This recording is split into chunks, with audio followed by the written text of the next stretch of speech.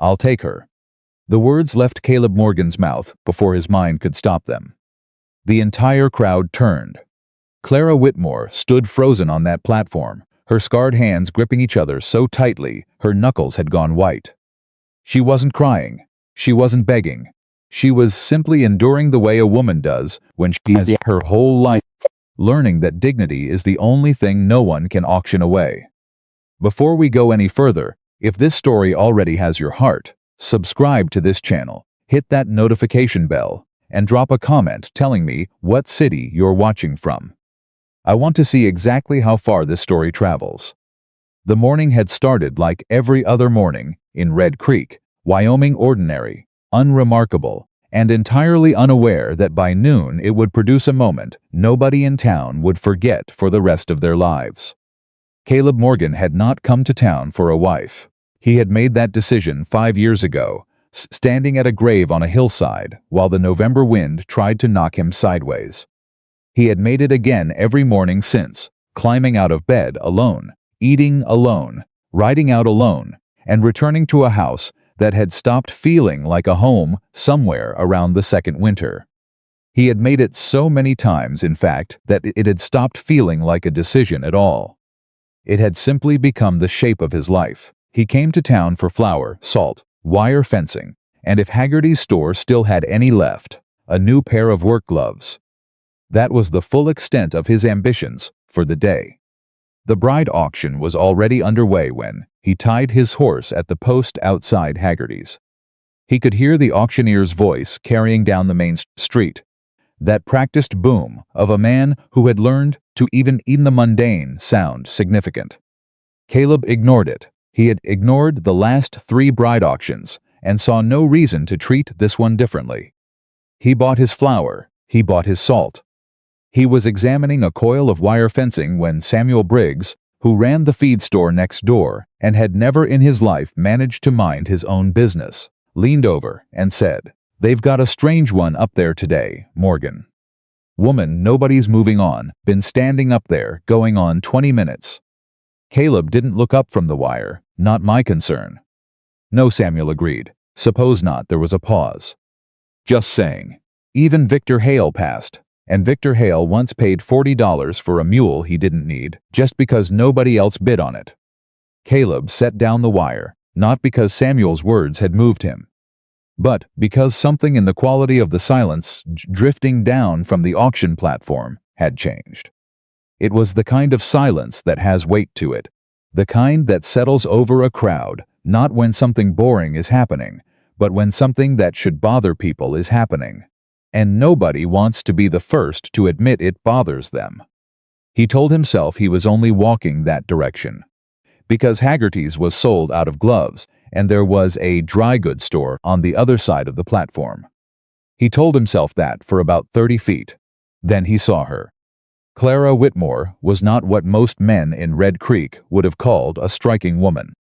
She was not tall. She was not dressed in anything that caught the eye.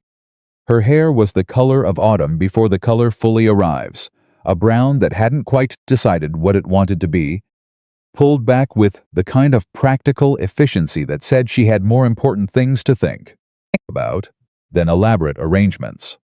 She was 27 years old, and she looked every year of it, not in the way of a woman who had let herself go, but in the way of a woman who had worked hard and felt things deeply and hadn't had the luxury of pretending otherwise. What caught Caleb's attention was not any of that. It was her hands. They were folded in front of her at the level of her waist, and she was holding them together so tightly that the knuckles had gone pale.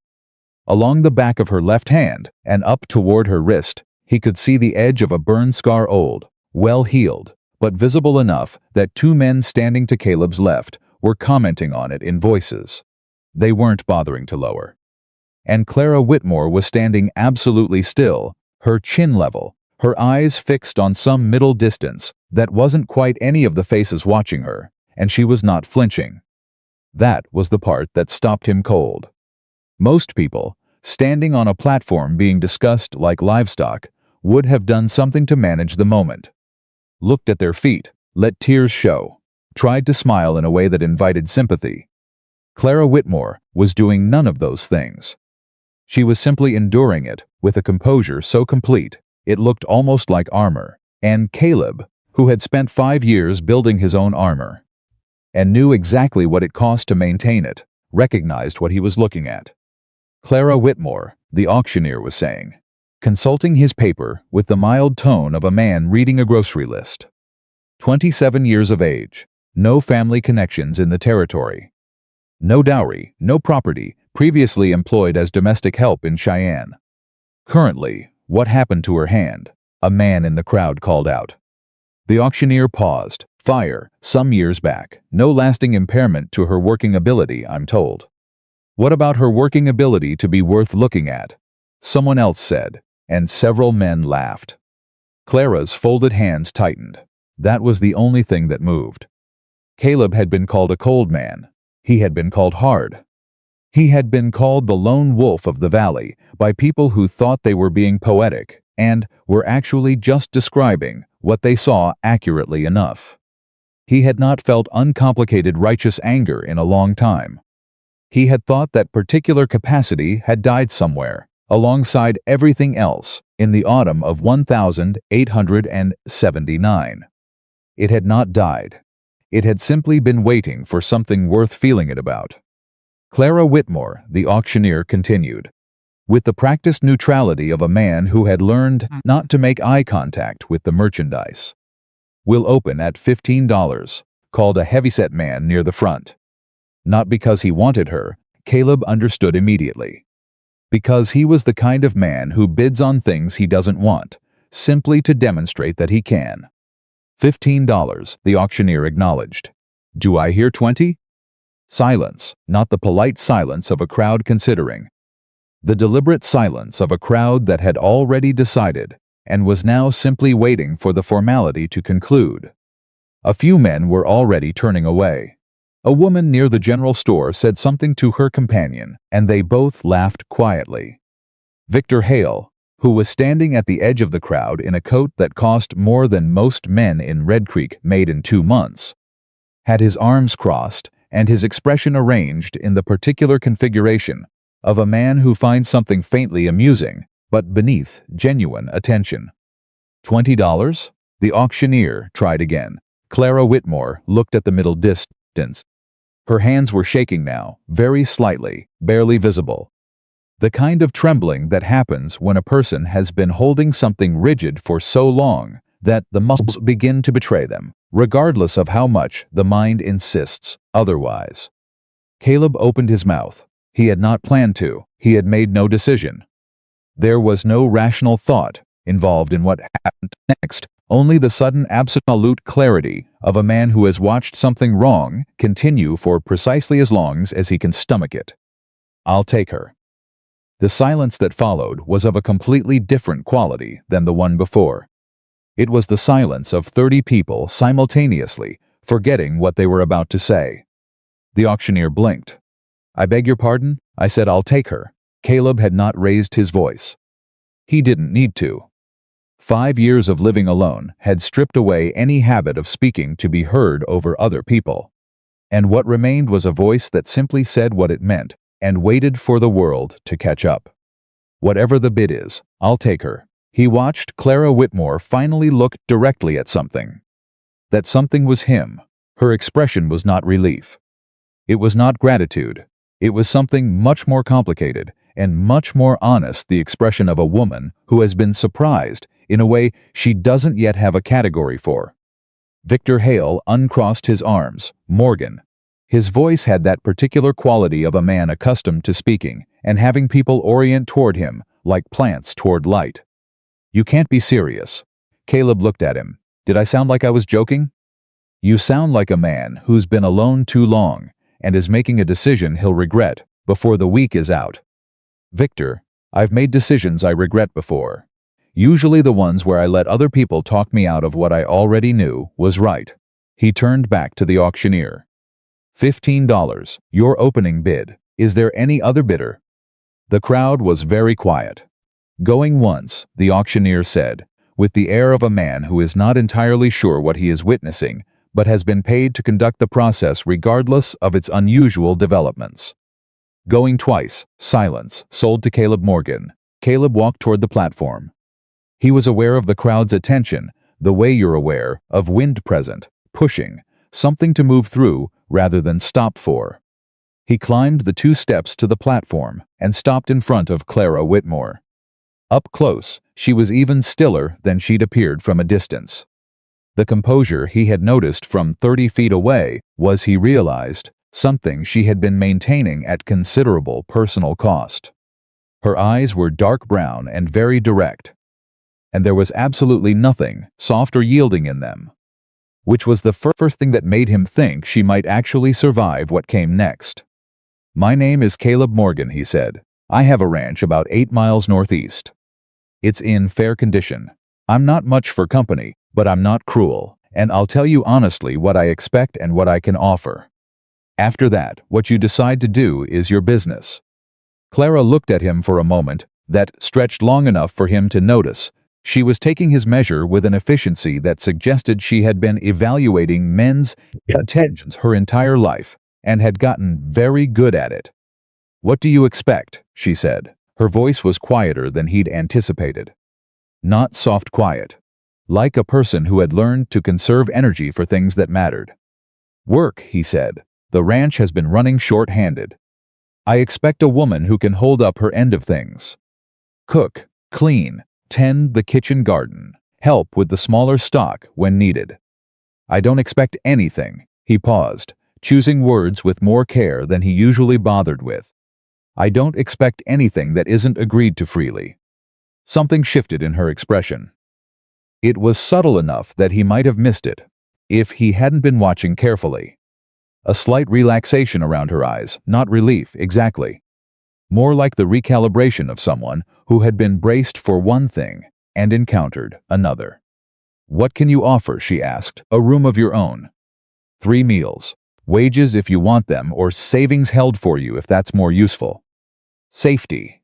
He said that last word carefully, because he meant it precisely, and he wanted her to understand that he meant it precisely.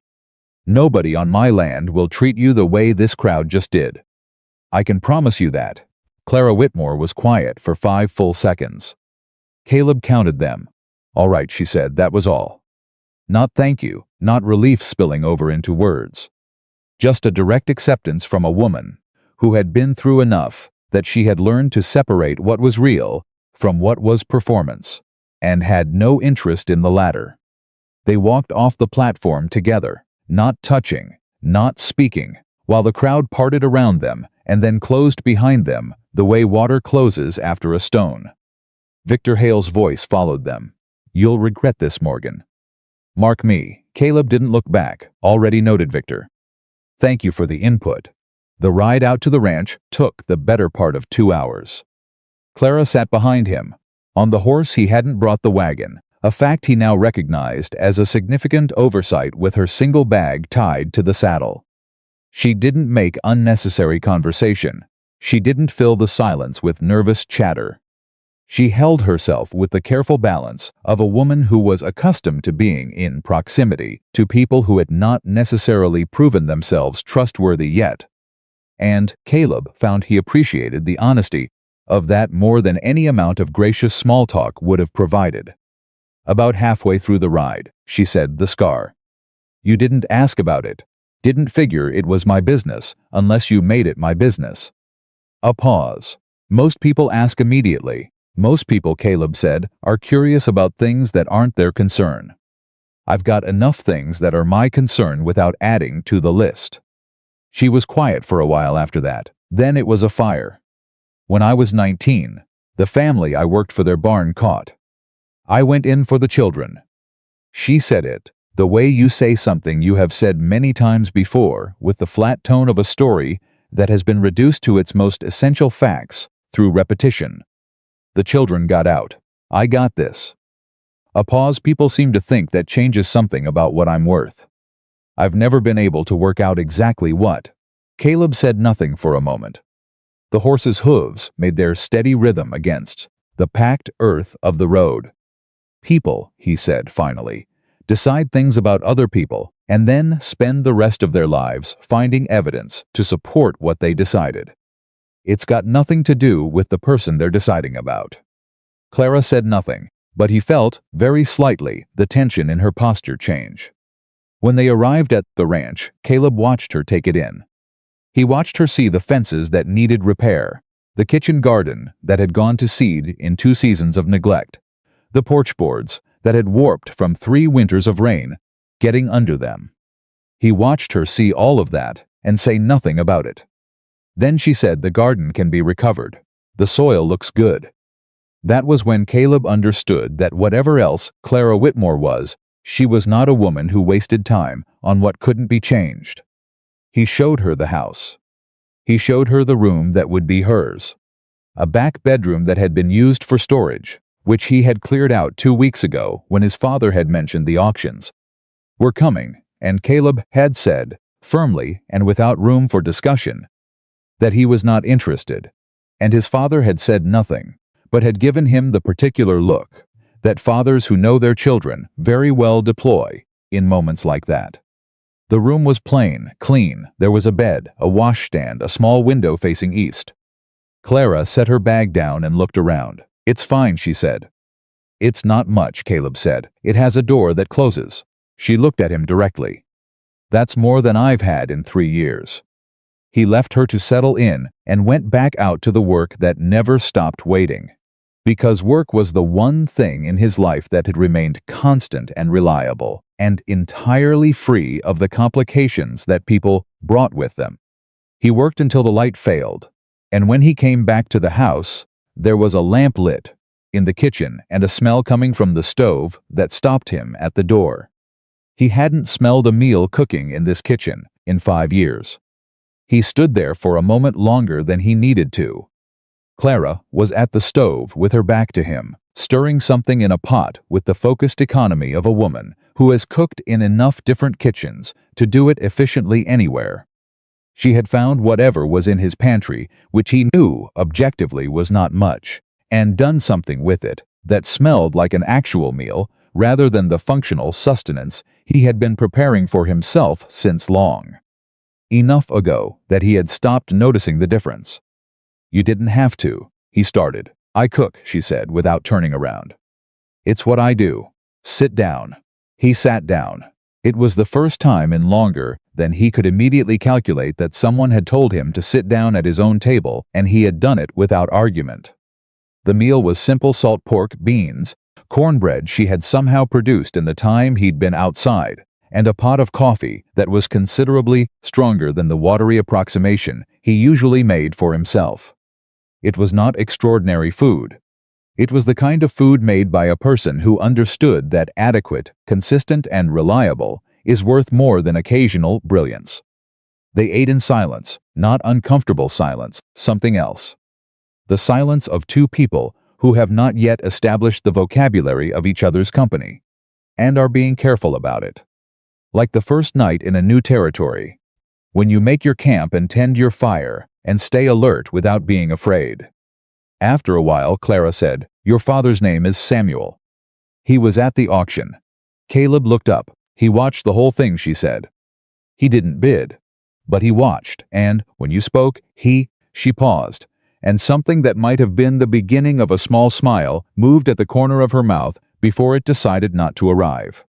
He nodded, like he'd been waiting for it. Caleb set down his fork. "My father," he said slowly, "has approximately 17 different opinions about how I should be living my life, and approximately no awareness of when those opinions have not been requested. He loves you." "Yes," Caleb said, "he does."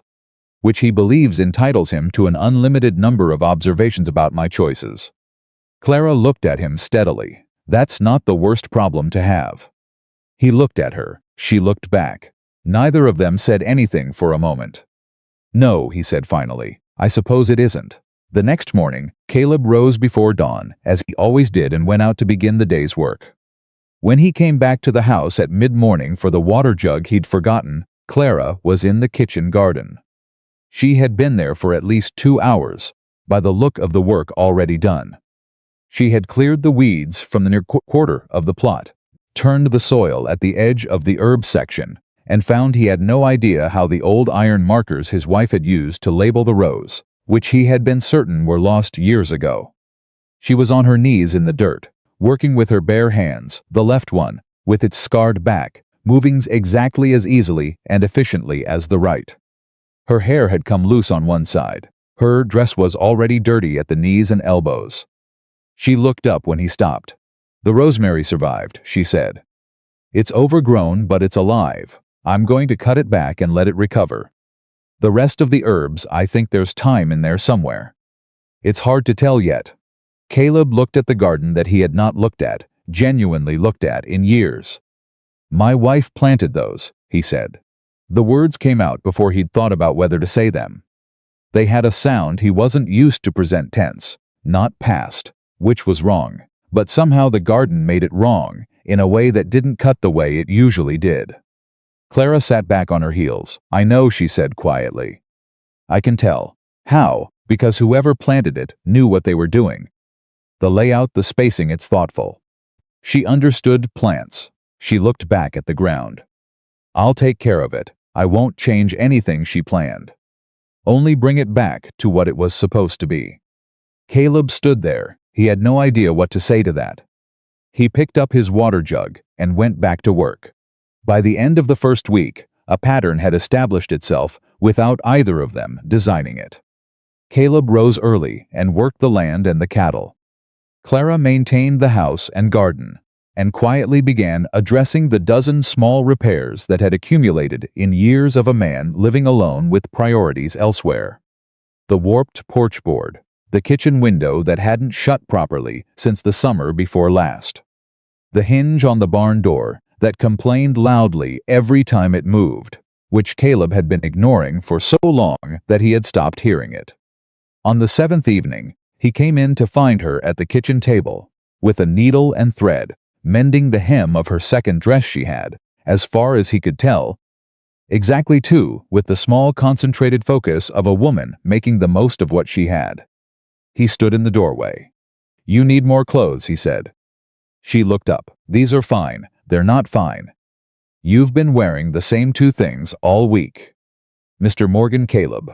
A brief pause. "I manage with what I have. I don't need. I'll be going into town on Saturday," he said. "You'll come with me, and we'll get what you need. It's not charity. You're working hard enough that you're entitled to proper clothes to work in. That's practical, not." He stopped, because he could see from her expression that this conversation was touching something complicated. "It's not a gift. Consider it part of the arrangement." Clara looked at him for a long moment. "All right," she said. Saturday came, and they drove into Red Creek together in the wagon. The town noticed. The town always noticed things, and two people who had left together a week ago, as a strange and unexpected pairing arriving together in a wagon, as something that looked, from the outside, like a functional household. That was the kind of thing Red Creek paid attention to. Martha Hale, who was Victor's wife, and whose social antennae were calibrated to an almost supernatural sensitivity, watched them from outside the millinery shop with an expression Caleb recognized as the early stages of a story being constructed. He ignored her. At the dry goods store, Clara moved with the efficiency of a woman who had spent her life buying as little as possible and making it last as long as possible. She chose fabric for two practical work dresses and a heavier one for cold weather. She chose thread, a replacement needle, a pair of work gloves. She did not look at anything else. The proprietress, a woman named Helen Garrett, who had lived in Red Creek for 30 years and had opinions about everything, watched Clara's selections with an expression that shifted from the cautious neutrality she'd probably prepared in advance to something more like genuine assessment. "You know what you're doing," Helen said, not unkindly. "I try to," Clara said. "That man of yours," Helen said, and then seemed to think better of how she'd started that sentence. "He hasn't bought anything for the house in years." "Not since." "I know," Clara said quietly. Helen looked at her carefully. "Do you?" "Some of it," Clara said. "Enough." When they came out of the store, Caleb was waiting at the wagon. He looked at the bundle she was carrying, small, practical. Nothing excessive, and something in his expression shifted through a configuration he would not have been able to name. "That all you need?" he asked. "For now." They drove home through the late afternoon, and at some point Clara fell asleep against the side of the wagon with the exhaustion of a woman who had been running on vigilance and had finally, in a small and tentative way, begun to let it rest.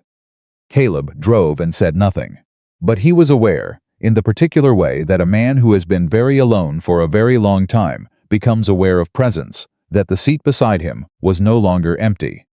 3 weeks in, his father came. Samuel Morgan arrived on a Tuesday morning with a saddlebag full of reasons why he just happened to be passing by, none of which fooled anyone.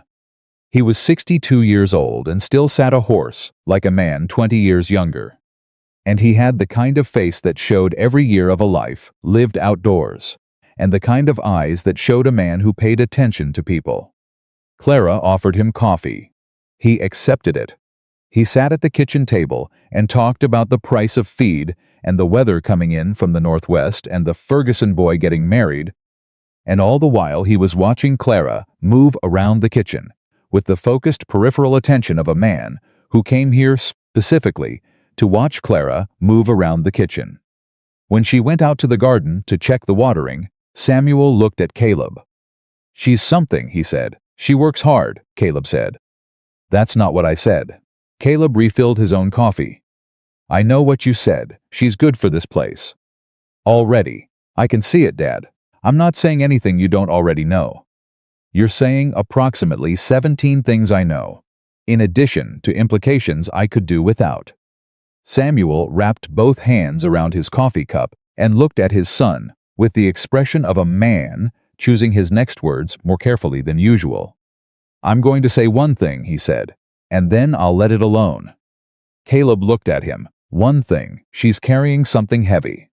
Same as you, and she's not putting it down any faster than you are.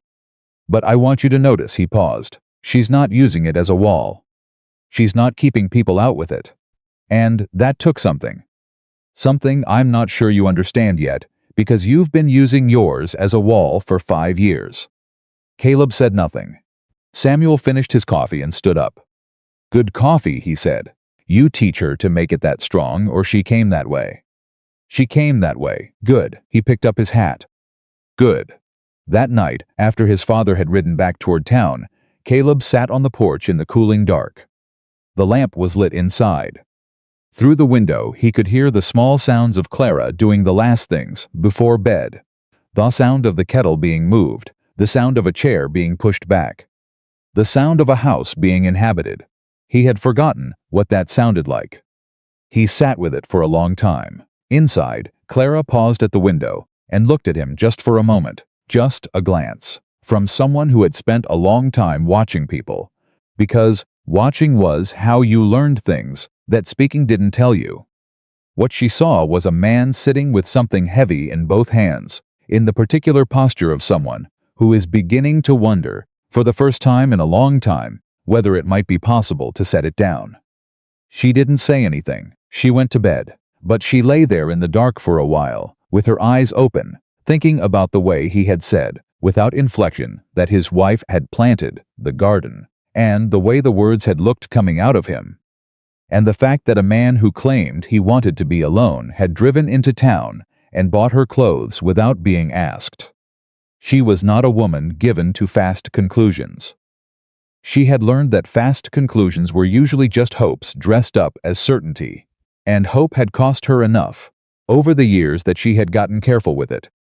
But she was also, underneath everything that had made her careful, a woman who had not stopped hoping entirely. That felt, in the dark of a room with a door that closed, like something worth holding on to. 1 month in, Victor Hale rode up to the ranch. He came alone, which was unusual. Victor traveled with the comfortable entourage of a man who has learned that other people's presence amplifies his own significance. Seeing him arrive alone, Caleb felt the particular alertness of a man who knows from experience that when Victor Hale does something out of his usual pattern, there is a reason for it. Caleb was at the fence line. He didn't move toward the approaching rider. He let Victor come to him. Victor reined in, took in the state of the ranch with a slow survey designed to communicate that he was taking in the state of the ranch, and then looked at Caleb with an expression of carefully calibrated concern. "Just checking in on a neighbor," he said. "Victor," Caleb said. "It's a 4-mile ride. You don't make 4-mile rides to check in on neighbors." Victor smiled. It was a handsome smile, technically. It had all the right qualities. "How's the woman settling in?" "She has a name, Clara. How's Clara settling in?" "Fine. People in town are talking, you know." "People in town," Caleb said, "talk about everything. It's their primary occupation, they're saying." Victor paused with theatrical consideration, as though he were reluctant to be the messenger of something unpleasant. "They're saying you took her out of pity, that you felt sorry for her, standing up there, and acted without thinking. That a man like you, Victor, wouldn't genuinely want." "Victor," he stopped. "What people in town say about my choices," Caleb said, "is not something I've lost sleep over since approximately 1881. I'm not planning to start now." He turned back to the fence. "Safe ride home." Victor was quiet for a moment. "She'll leave," he said then. Differently. The performance gone out of it, replaced by something flatter and somehow more deliberate. "When she understands what she's gotten into, a man who closed himself off years ago, a ranch that's half run down, a life with no—" "Goodbye, Victor." Victor looked at him a moment longer. Then he turned his horse and rode back the way he came. Caleb watched him go. Then he drove the fence post he'd been about to drive before the interruption, with more force than was strictly necessary. When he came in for the noon meal, Clara set his plate in front of him and said, without preamble, "Victor Hale was here." Yes, what did he want? Caleb looked at her. To be unpleasant. It's a hobby of his. She sat down across from him with her own plate. "What did he say?" A pause. "He said people think I brought you here out of pity." Clara's hands were very still on the table. "Did you?" she asked. Her voice was entirely neutral. It was the neutrality of a woman who has asked a question she genuinely needs answered and has made the decision to receive the answer as it comes, regardless of what it is. Caleb looked at his food, then at her. "No," he said. "I don't know exactly why I said what I said at that auction. But it wasn't pity. Pity is what you feel for someone who's helpless. You weren't helpless, you were just—" He stopped. Found the word. Outnumbered. Clara looked at him. Something moved in her expression that she didn't entirely succeed in keeping from her face, a brief, involuntary softening, there and then managed back down before it fully arrived. "All right," she said. They ate. Outside, the ranch went on doing what ranches do, requiring attention, requiring work, requiring the presence of people who have decided, for whatever collection of reasons life has handed them, to be there. Inside, two people who had both decided, separately and without consultation, that being present was the most they could reasonably promise, sat at a table together and ate a meal. It was not a love story yet, but it was a beginning. And beginnings, Clara had lived long enough to know, were not small things. They were the place where everything else started from. The second month was when things began to shift in ways that neither of them had named and both of them had noticed. It started with small things. It always starts with small things. A man who had eaten his meals standing at the counter for 5 years now sat at the table every evening. A woman who had spent 3 years sleeping lightly, one ear always open for footsteps in the hall, now slept until the birds started. Neither of them commented on these changes. They simply occurred, the way water finds its level, not because anyone directed it, but because it was the natural consequence of conditions allowing it. Caleb noticed other things too. He noticed that Clara had begun waking before him, which he would not have thought possible, given that he rose before 5. He noticed because one morning he came down before dawn to find the stove already lit and coffee already made, and Clara sitting at the kitchen table with a scrap of paper, making a list of something in small, careful handwriting. She looked up when he came in. Neither of them said anything about the fact that she had been up before him. She poured him coffee. He sat down.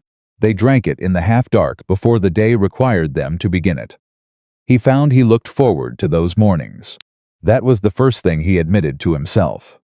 Not aloud, not to anyone, just inside the privacy of his own skull, where admissions were permitted to exist without consequence.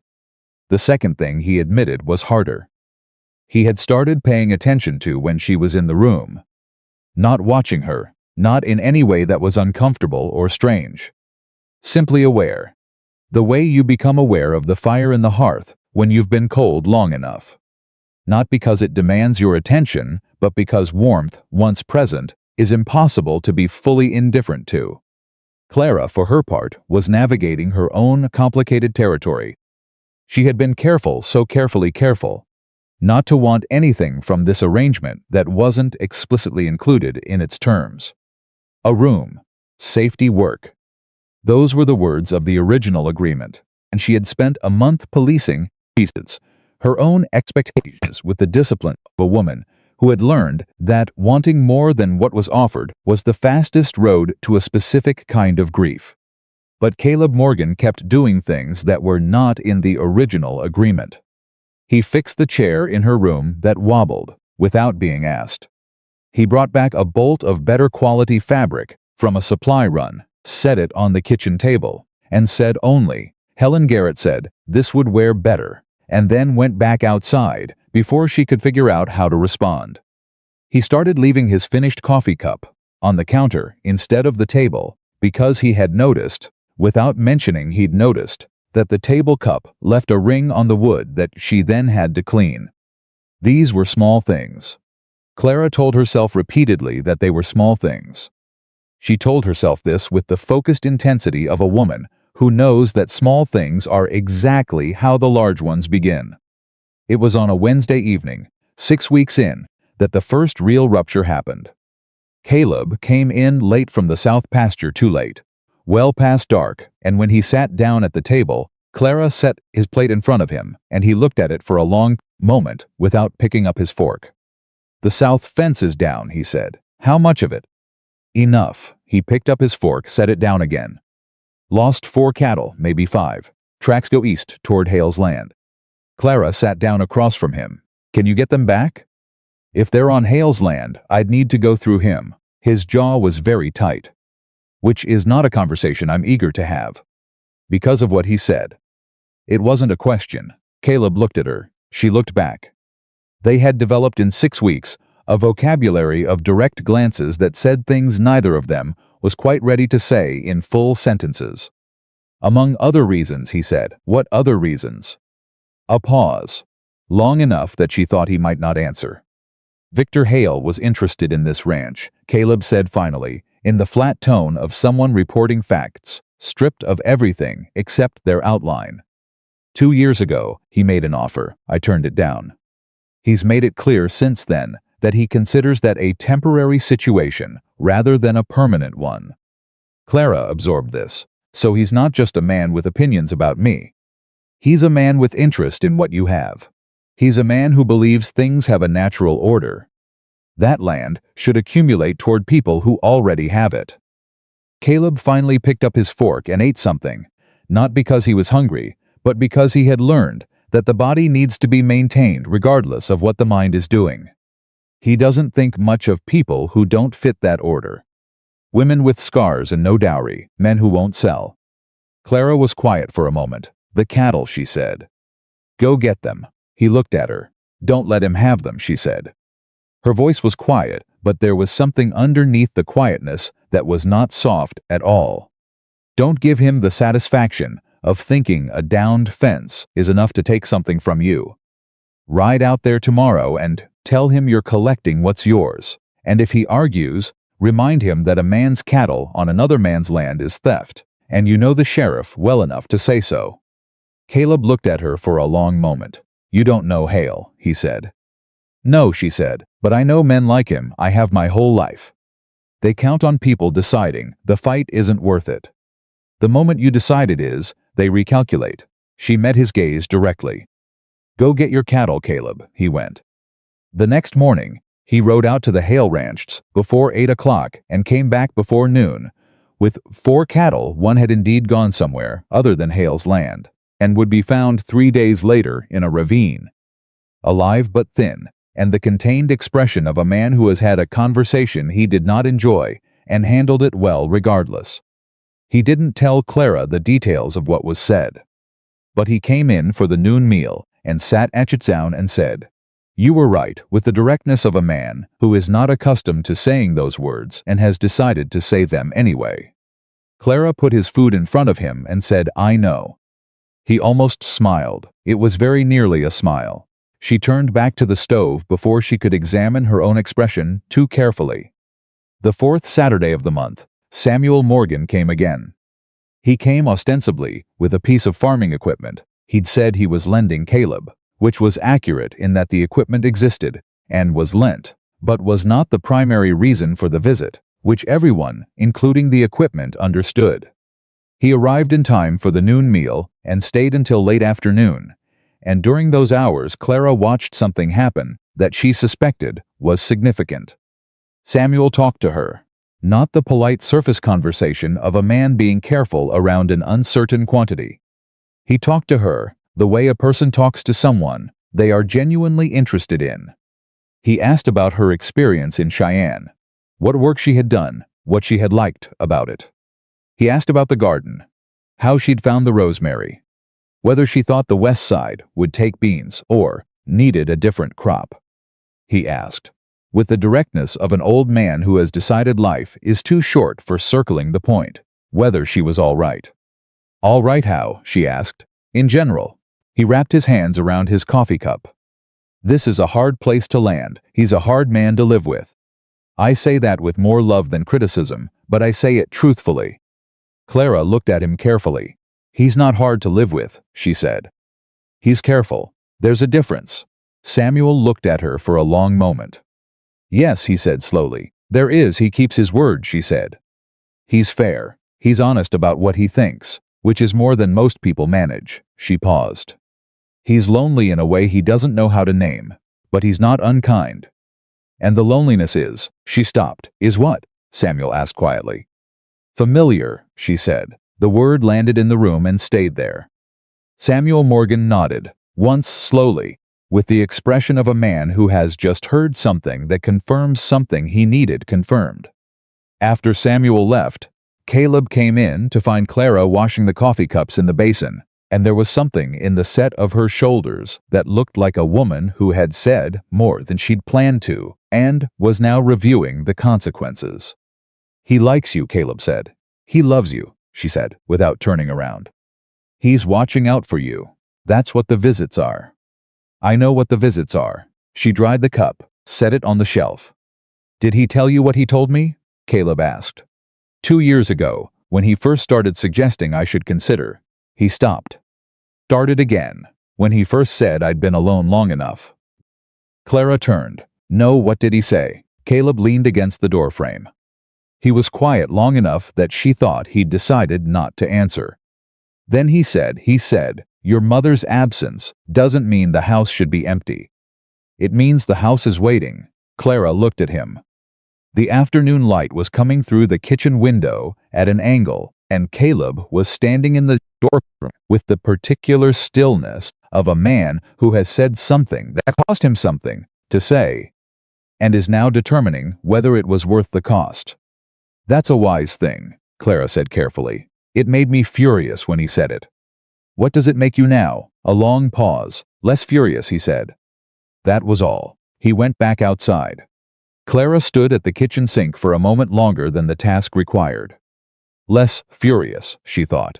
With Caleb Morgan, she was beginning to understand that was a significant distance.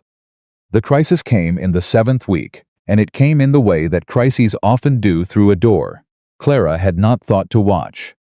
A woman came to the ranch on a Thursday afternoon. She arrived in a good buggy, dressed well, and her name was Evelyn Marsh, and she was 34 years old, and had been widowed 2 years prior. And she was the kind of woman that the town of Red Creek had probably assumed Caleb Morgan would eventually choose, if he chose anyone. She was handsome and composed, and she came from a family with land, and she moved through the world with the ease of someone who had never had to fight for the right to be taken seriously. Clara answered the door. She knew immediately, with the specific, uncomfortable intelligence of a woman who has spent her life reading rooms, quickly, what she was looking at. "Is Caleb Morgan at home?" Evelyn Marsh asked. Her voice was pleasant. She looked at Clara with the expression of someone making a rapid and not entirely favorable assessment. "He's out in the south pasture," Clara said. "I can take him a message." Evelyn looked at her again. "A beat too long. You're the woman from the auction," she said. Not cruelly, simply directly, with the particular candor of a woman who has decided that directness is more efficient than tact. "I'm Clara Morgan," Clara said. The name felt strange in her mouth. She had been calling herself that officially for 7 weeks, and had still not found the edges of it.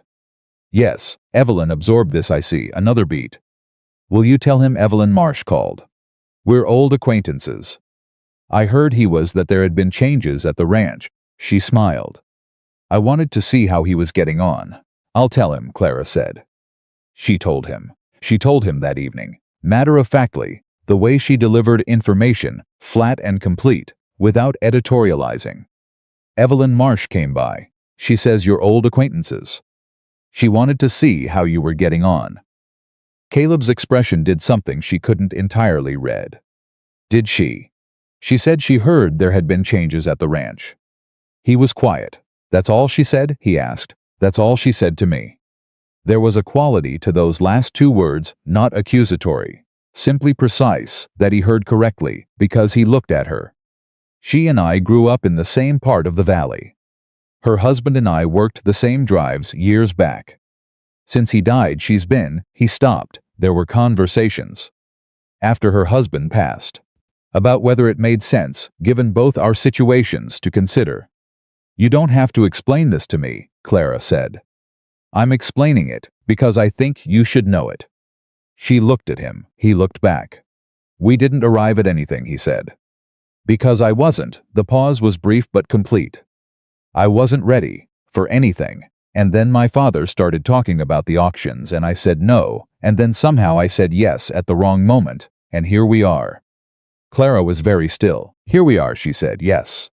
Do you wish it had gone differently? With her?" He was quiet for long enough that her heart did something uncomfortable. "No," he said. "I think I would have been a poor answer to what she needed. And I think she knew it better than I did." He looked at the table. "She deserves someone who can be fully present. I'm not sure I was capable of it." "Are you now?" Clara asked. She asked it carefully, the way you ask a question you've needed to ask for a while and have been waiting for the right conditions. He looked at her with the expression of a man who is genuinely considering the question, rather than deflecting it. "I think I'm more capable of it than I was 2 months ago," he said. Whether that's enough, I don't know yet. Honest, Clara thought. It's honest. She could work with honest. "All right," she said. She got up and began clearing the table. Because she was a woman who processed things in motion, and because there are moments in conversations where the wisest thing is to let what has been said settle before either person adds to it. Evelyn Marsh did not come back. Whatever she had come to assess, she had apparently assessed it. Clara heard through the general drift of information that passed through Red Creek and occasionally reached the Rinkach that Evelyn had received a letter from a cousin in Denver and was considering her options. That was the last she heard of it. But the visit had done something. It had put language around a question that had been living in the house without being spoken. And once something has been named, even indirectly, it becomes harder to pretend it isn't there. The 8th week brought a cold snap that arrived 3 weeks earlier than it should have, with the brisk indifference of Wyoming weather toward human planning. Caleb was up before dawn, dealing with the cattle, getting the younger animals under shelter before the temperature dropped further. Clara was up with him, because someone needed to keep the water from freezing in the inside containers, and someone needed to check on the chickens and manage the dozen small crises that cold weather generates as a matter of course. They worked side by side through most of that day, not always close, not always speaking, but coordinated in the way of two people who have spent enough time around each other to anticipate what the other will do next. At one point, Clara was struggling with the heavy barn door that had swollen in the cold and wouldn't move properly, and Caleb appeared beside her and hit it exactly once, with the flat of his hand, at the point where the hinge stuck, and it opened. "You have to hit it there," he said. "I'll remember," she said. They kept moving. At mid-afternoon, working at the side of the barn, Clara slipped on a patch of ice she hadn't seen. She didn't fall. She caught herself on the fence rail, but she wrenched her shoulder in doing so, and the sound she made was involuntary and sharp. Caleb was there in less than 3 seconds. He was beside her with his hand on her arm, before she'd finished catching her breath, and the speed of it, the immediacy of it, told her something she filed away carefully. "Where?" he said. "Shoulder. Just a wrench. I'm fine." "Let me see." "I'm fine, Caleb. Let me see." She stopped arguing, because the look on his face was not optional. He checked her arm with the focused practicality of a man who has dealt with injuries in isolated conditions and knows how to assess them, pressing carefully at the shoulder joint, watching her face for the location of the pain. "Nothing torn," he said, "but it'll be sore, I know." "I've had worse. I know you have." He said it quietly, without dramatics, and it was somehow worse than dramatics would have been. "Come inside. The chickens still need. I'll do the chickens." "Come inside." She came inside. She sat at the kitchen table, while he made coffee badly, nowhere near as good as hers, with the specific incompetence of a man who had gotten used to someone else doing it properly, and set it in front of her, and sat down across the table. "You're going to drink that," he said, looking at the cup, "and you're going to tell me if it's bad enough to need the doctor in town. It's not. Then you'll tell me what I can do in the meantime." Clara looked at him. This was not. She was clear-eyed enough to see it. This was not the action of a man who regarded her as a hired hand he didn't want to lose to injury. This was something else. Something that was visible in the speed with which he'd crossed the frozen ground when she made that sound. Something that was visible now in the way he was sitting, with his hands flat on the table, very still, in the posture of a man who is keeping himself from doing something he hasn't fully identified yet. "The coffee is bad," she said. "I know. You press too hard when you grind the beans." "Clara." "I'm all right," she said, more gently than she'd said anything to him in 8 weeks. "I promise you, I'm all right." He looked at her for a moment. "I know you are," he said. "Then he stopped. The word he didn't say occupied the space between them with the particular weight of words that don't get said because they're too large for the moment and the speaker knows it. He picked up his own coffee cup. "I'll get the chickens," he said. He went out. Clara sat at the kitchen table and drank the badly made coffee and looked at the door he had gone through and thought about the speed of a man's boots crossing frozen ground toward the sound she'd made, and thought about the word he hadn't said. She thought about what it meant that the thought of that word didn't frighten her. That was the night, she admitted to herself quietly, privately. In the same interior space where Caleb was admitting things to himself that the agreement she had made 7 weeks ago was no longer adequate to describe what was happening in this house. The agreement had been room, meals, safety, work.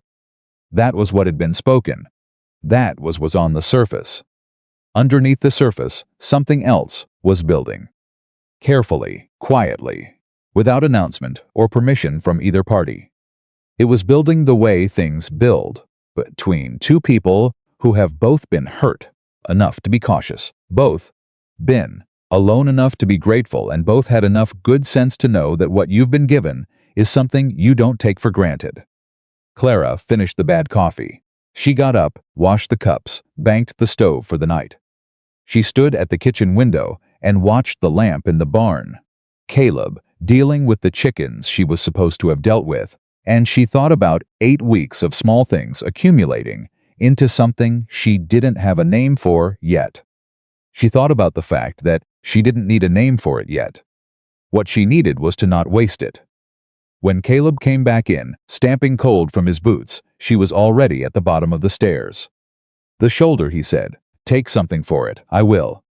There's liniment in the cabinet in the washroom, left side. Thank you, he nodded. Turned toward the kitchen. Caleb. He turned back. She looked at him across the short distance of the hallway. This man who had said, I'll take her into a crowd that was waiting for a humiliation and had meant something by it that he probably hadn't understood himself at the time. And she said, you made very bad coffee. He looked at her. Yes, he said. Tomorrow I'll show you how to do it properly. Something moved in his expression. Not quite a smile, he wasn't there yet. Not all the way, but the precursor to one. The possibility of one. The face of a man who has remembered, somewhere in the muscle memory of who he used to be, what smiling felt like. All right, he said. She went upstairs. He stood in the hallway for a moment in the dark house. Then he went to the kitchen, sat down at the table where they had eaten together every night for 8 weeks, and sat there in the quiet, with his hands around a cold cup, thinking about a woman who had slipped on ice and caught herself before she fell, and the sound she'd made in doing it, and the 8 seconds it had taken him to cross the ground between them. 8 seconds. He had been counting without knowing he was counting. That, he thought, in the honest dark of a house that had begun to feel like a home again, was probably something. He learned how to make the coffee properly the next morning. Clara stood beside him at the stove and talked him through it lighter on the grind. More patience with the heat. Don't rush the steep. And Caleb followed the instructions with the focused attention of a man who has decided that whatever task he has been given, he will do it correctly. He did not make jokes about it. He did not pretend it was beneath him. He simply listened and adjusted, and when the coffee was done, poured 2 cups and set hers in front of her before he took his own. Clara wrapped both hands around the cup and said, better. Better than what I made last night. Better than I expected. He sat down across from her. Outside, the cold from the previous day had not broken entirely, and the light coming through the kitchen window was the thin, tentative light of a Wyoming morning that hasn't decided what it's going to be yet. Shoulder, he asked, manageable. You'll stay off the ice today. I'll be careful on the ice today, she said, with the mild but absolute firmness of a woman who does not accept being managed, but is willing to accept being worried about. He noted the distinction. He was getting better at noting those distinctions. There's a difference, she added. I heard the difference. Something settled between them, easy, almost familiar, and it was the easiness of it that Clara noticed most. 8 weeks ago, there had been nothing easy about any conversation in this house. Every exchange had been calibrated, measured, careful in the way of strangers, who are not yet sure of each other's limits. Now there was this. 2 people, at a kitchen table in the early morning, talking about coffee and ice, and the difference between being managed and being cared for. With the unself-conscious rhythm of people who have found their footing in each other's company.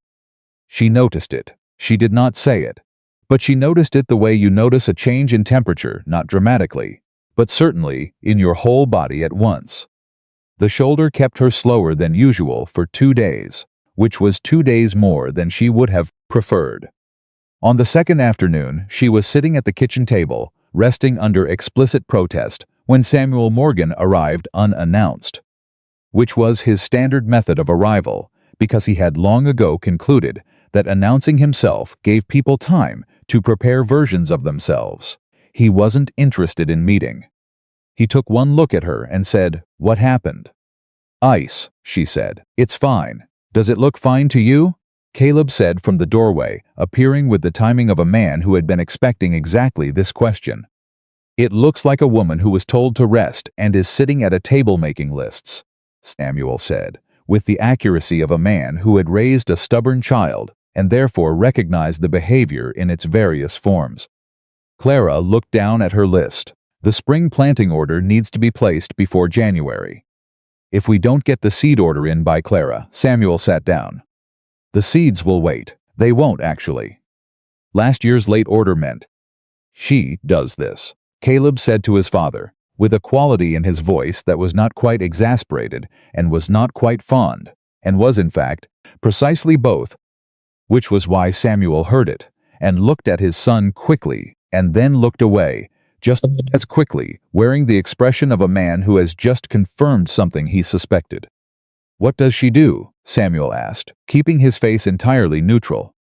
"She's injured, and she makes lists instead of resting, because if she stops moving, she has to admit she's injured." Clara looked at Caleb. Caleb looked back. "That's very perceptive," she said, with the specific tone of a woman informing a man that he is correct, and she resents it slightly. Samuel picked up the seed list and looked at it. "I'll take this to Henderson's when I go back through town. He can put the order in." Clara opened her mouth. "Before you say it," Samuel said, "yes, I know you can do it yourself. But I'm going anyway, and Henderson trusts me, and it will save you a trip when you're mending." He put the list in his shirt pocket with the decisive air of someone who has ended a discussion. "Now, are you eating properly? You look thinner than when I was here last." "She eats fine," Caleb said. "She makes sure I eat and then eats herself, which means she usually eats less than she should because she gives away the better portions." There was a silence. Clara stared at him.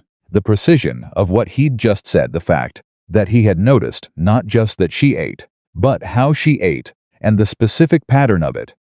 The way she consistently deflected the better portion of anything to him or to any guest without appearing to do so was unexpected enough that she had no immediate response prepared. "I do not," she said. "Last Tuesday," he said, "the pork. You gave me the larger piece and told me it was the same." "It was nearly the same, Clara. It was close." Samuel was looking at his coffee cup with the focused attention of a man who is determined not to smile and is winning the battle at considerable cost. "I'll make more pork," she said. "That's not the point," Caleb said. "Then, what is the point?" He looked at her with the directness he'd always had, that quality of saying what he meant without padding it, and said, "You've spent your whole life making sure other people have enough. I want to know who's been doing that for you." The kitchen went very quiet. Samuel picked up his coffee cup and drank from it with the careful deliberateness of a man removing himself from a moment that is not his. Clara held Caleb's gaze for 3 full seconds. Then she looked at the table. Then she looked back. "That's a long answer," she said quietly. "We have time," he said. She looked at him for another moment. "Nobody," she said, just the one word, flat and honest and final. Caleb nodded once, slowly. "All right." He got up, went to the stove, refilled her coffee cup more than his own, and sat back down. Clara looked at the cup. She did not say thank you. She understood he didn't want her to.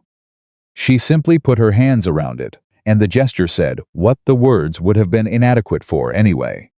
Samuel stayed for an hour and left with the seed list and the expression of a man who is very pleased about things he has decided not to mention. At the door he clasped Caleb's arm and said quietly, but not so quietly that Clara, who was a woman with good hearing and no intention of missing this, couldn't hear it. "She's good, son." Caleb said, "I know," 3 words. But the way he said them, without hesitation, without qualification, without the careful hedging he applied to most statements about things that mattered to him. Those 3 words had a weight that the kitchen held for a while after Samuel left. The following week brought 2 things: the first real snowfall of the season and the arrival of a rumor. The rumor came through Martha Hale, which meant it had been shaped and polished before release, with the specific craft of a woman who understood that the most effective stories are the ones that can't be easily contradicted because they're built on just enough truth to be plausible. What Martha said in the dry goods store to Helen Garrett, in the presence of 4 other women who would each carry it in slightly different directions, was this: that Caleb Morgan had taken that poor auction woman, not because he wanted a wife, but because he felt guilty after 5 years of neglecting the ranch his late wife had loved, and that the woman was essentially unpaid labor dressed up as a marriage, and that anyone who thought otherwise hadn't seen the way Caleb Morgan looked at her, which was nothing like the way a husband looks at a wife he chose. Helen Garrett told Clara on Friday when Clara came in to pick up the thread order. She told her because she was a woman who had assessed Clara in the dry goods store 7 weeks ago and made a determination and because she believed that a woman deserved to know what was being said about her, rather than find out indirectly from the shape of other people's behavior. Clara listened to the full account without interrupting. When Helen finished, she was quiet for a moment. "Thank you for telling me," she said. "What will you do?" "Nothing," Clara said. Helen looked at her. "What other people say about my marriage isn't something I can control," Clara said. "What happens inside it is." She picked up her thread. "Martha Hale needs something to talk about. I'd rather she use me for it than someone who can't handle it." She paid for the thread and left. She did not tell Caleb what she'd heard. She told herself this was because it was not actionable information and would only create friction with Hale that wasn't useful. That was true enough as far as it went. The fuller truth, which she was honest enough with herself to acknowledge, was that she was not yet sure how she would feel hearing him respond to it, and she needed to be sure before she tested it. But small towns do not traffic in secrets, and the rumor reached Caleb through a different route through Tom Briggs at the feed store, who was Samuel Briggs's nephew and considered himself a friend of Caleb's in the uncomplicated way of men who work near each other and share occasional meals, and who told him because he thought he should know, and because Tom Briggs, unlike his uncle, actually did know when to mind his own business, and this was not one of those times. Caleb came home on a Friday evening with a particular quality of quietness that Clara had learned over 10 weeks to read. It was not his ordinary quietness, which was a settled, self-contained thing. This was the quietness of a man who is managing something. She put his plate in front of him. He sat. He ate half of what was on his plate and set his fork down. "Hale's wife," he said. Clara looked at him. "You heard," he said. "Helen told me." "A beat when?" he asked. "Friday." "That was today." "Yes. You've been here the last 4 hours, and you didn't tell me." She looked at him steadily. "I was deciding how." He was quiet. He had the look of a man who wants to be angry, and is finding it difficult to locate the right target. "And what did you decide?" "That I was waiting to see if you heard it first," she said. "And what you did with it, that landed." She watched it land. "What do you think I'm going to do with it?" he asked. "I don't know yet," she said. "That's why I waited." He pushed back from the table, stood, went to the window, not to look at anything. She understood, but because he needed space to move in while he figured out what he was going to say. "It's not true," he said. "I know, that's not why." He stopped. The sentence had started somewhere and arrived somewhere he hadn't planned on. He tried again.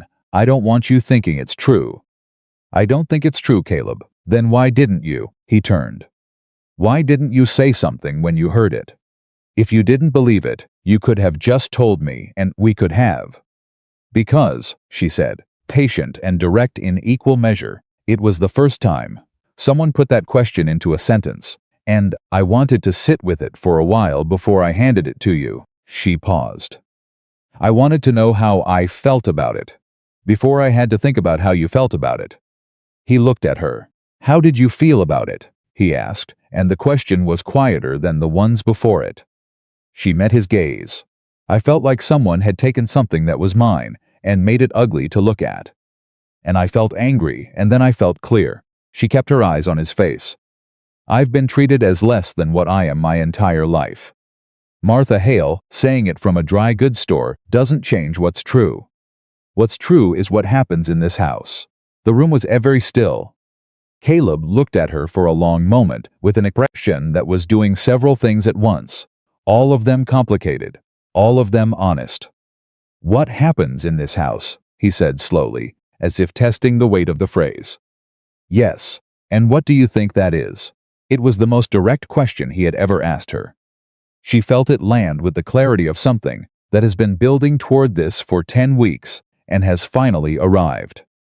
Clara stood up from the table. She moved to the kitchen counter, not to do anything, but to have something between her hands and the conversation that needed doing, and she said, "I think two people who didn't expect anything from each other have found something they didn't plan on.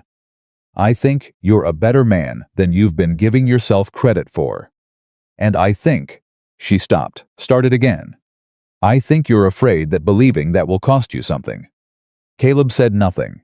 It won't, she said. That's what I want you to understand. Choosing to be here, choosing to be present, that's not what cost you everything before.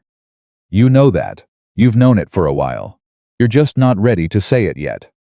The silence that followed was the kind that has texture to it. Caleb stood at the window of his own kitchen, in his own house, on his own land, looking at a woman who had looked straight at the center of him and said what she saw there without flinching. And he felt the wall he had spent 5 years building do something it had never done before. It did not fall. It was not that simple or that sudden. But it shifted, like a stone that has been pushed far enough that you can feel it beginning to move. Clara, he said. You don't have to say anything, she said. Not tonight, he looked at her. But thank you, she added quietly. For being angry about what she said. That meant something. He picked up his fork, sat back down, finished what was on his plate. They didn't speak again for the rest of the evening. But when Clara went upstairs, and Caleb sat at the table alone for the last time that night, he sat there for a long time, in the quiet of a house that was no longer just walls and a roof, and the ghost of someone who was gone. It was becoming, undeniably and against every decision he had made, something else. 2 days after that conversation, Victor Hale came back. This time he did not come alone. He brought with him a man named Davis, who was his ranch foreman, and who served in that role the function that large, quiet, unhurried men serve for men like Victor physical presence as social argument. He also brought a folded document which he placed on the fence post between himself and Caleb with the measured care of a man making a move he has planned thoroughly. Survey says, Victor began, with the air of someone who has been waiting to use those words, that your east fence line is 4 feet over onto my land. Caleb looked at the document without touching it. Your survey. A legitimate survey, conducted by a licensed assessor. When last month, and you're telling me now.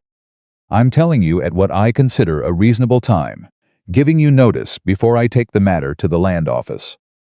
Victor's tone was the kind of pleasant that is entirely constructed. Of course, there's a simple solution. The fence comes down, comes back 4 feet, and we settle this without involving the county.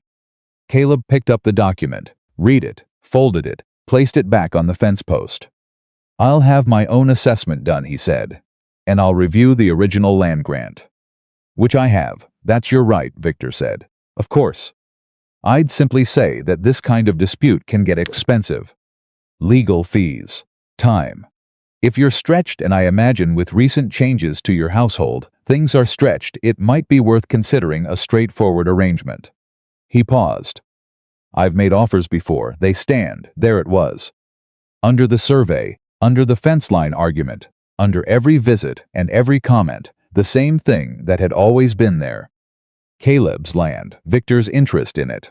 And now a new angle, the implication that a man who had taken on a wife with nothing was a man who could be pressured. Victor, Caleb said.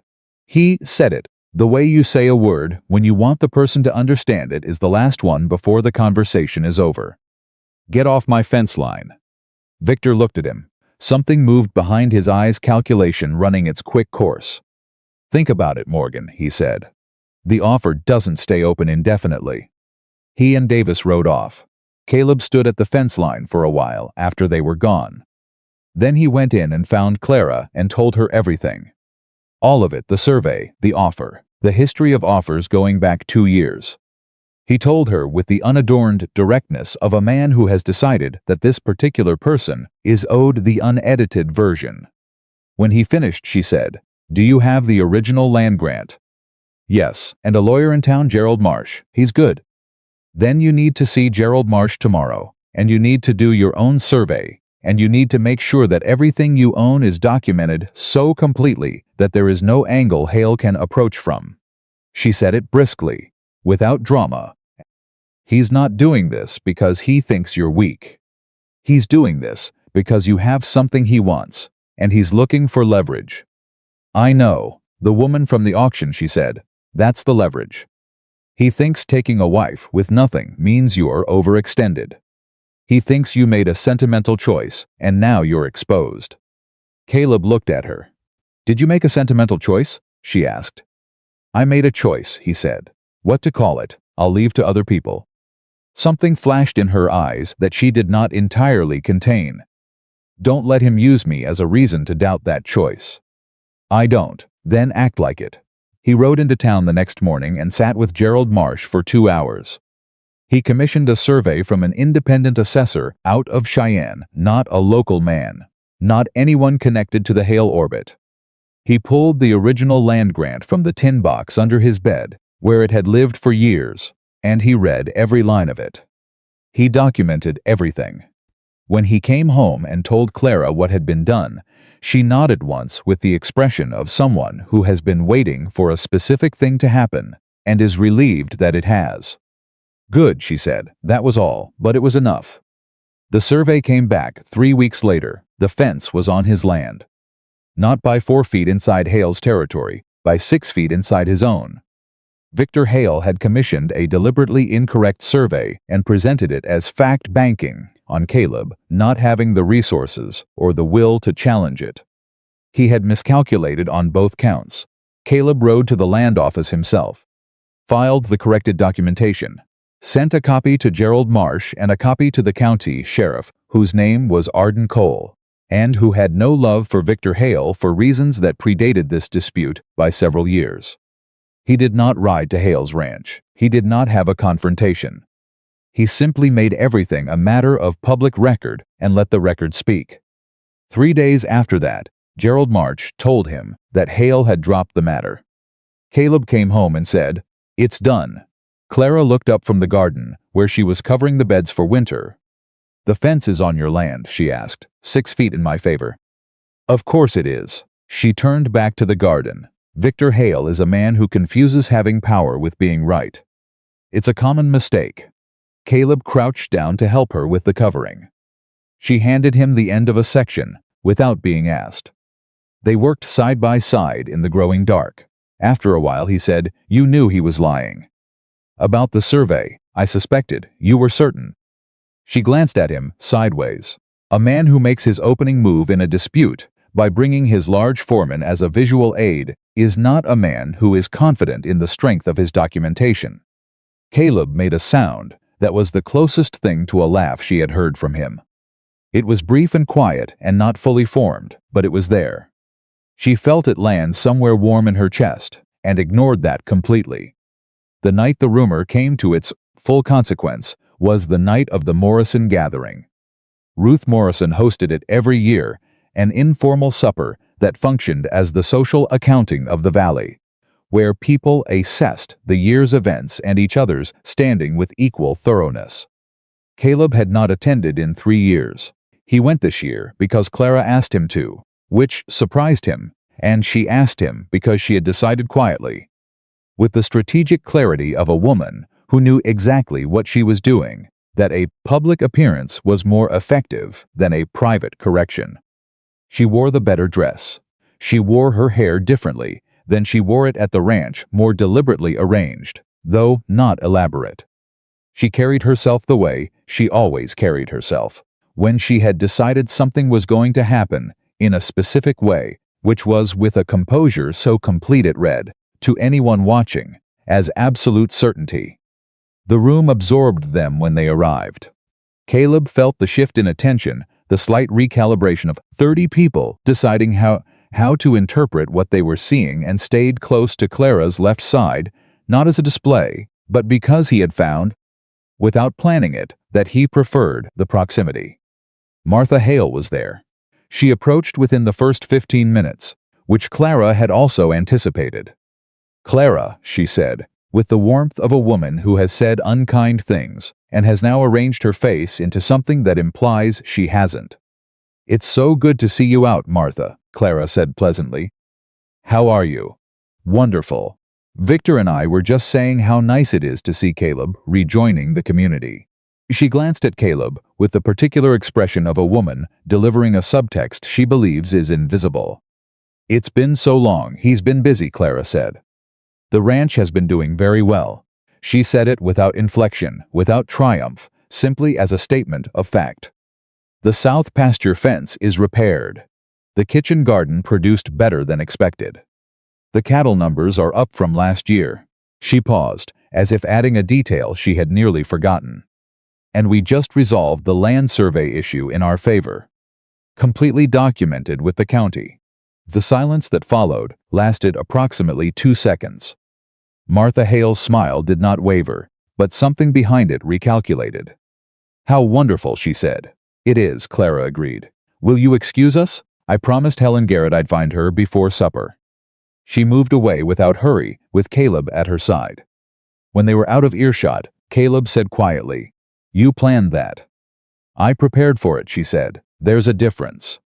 "What's the difference?" "Planning implies certainty. Preparing implies you're ready for whatever actually happens." She found Helen Garrett near the table and directed them toward her. "She'll tell half the room before dessert. The half she didn't tell will hear it from someone else by the end of the week. That's more efficient than a direct correction." Caleb looked at the side of her face. "How long have you been thinking this way?" "Since approximately the age of 12, she said. "When you have no power, you learn to use information instead." He was quiet for a moment. "You had no power," he said. "For a long time, and now?" She glanced at him, and what was in her eyes was complicated, honest, and layered, and not entirely armored in the way it usually was. "Getting there," she said. They stayed for supper. They talked to neighbors. Caleb spoke to men he hadn't spoken to in years, and the conversations were easier than he expected, because Clara had a quality he was still cataloging. She created ease around herself, without appearing to try. The way a fire creates warmth without working at it. On the way home in the wagon, the night was cold and clear, and the stars over Wyoming were the kind that appear only when the air is dry enough to carry them all. Clara was not asleep this time. She was looking up. "I want to ask you something," he said. "All right." "The fire. When you were 19, he kept his eyes on the horses. You said the children got out. Do you know what happened to them?" A pause. "Yes," she said. "The eldest is 17 now. His name is James. He writes to me at Christmas." She was quiet for a moment. "He's the reason I don't." She stopped, started again more carefully. "He's the reason that when people use the scar as a reason to pass me by, I can look at them and feel sorry for them instead of ashamed. Because James is alive, and alive is the whole argument." Caleb said nothing for a moment. The wagon moved through the dark. "Does he know what it cost you?" "He knows enough." She pulled her coat closer. "He said in his last letter that he wants to be a doctor. He said he wants to help people the way I helped him." Her voice was very even. "Controlled in the way of something that is capable of not being controlled and has chosen otherwise. That's a good enough reason." "For what?" "For everything," she said simply. "For all of it." The horses moved steadily, the cold pressed down.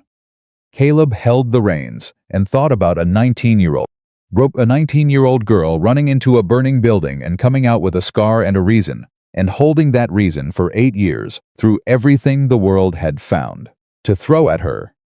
And he felt something that had been shifting for weeks complete its movement.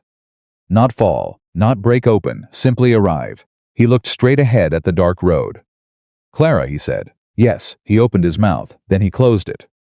Because he had found, in the particular way of a man who has spent 5 years saying nothing, because there was no one he wanted to say anything to, that the words were there clear and complete, and he was not yet certain he deserved to say them, and he needed to be certain before he did.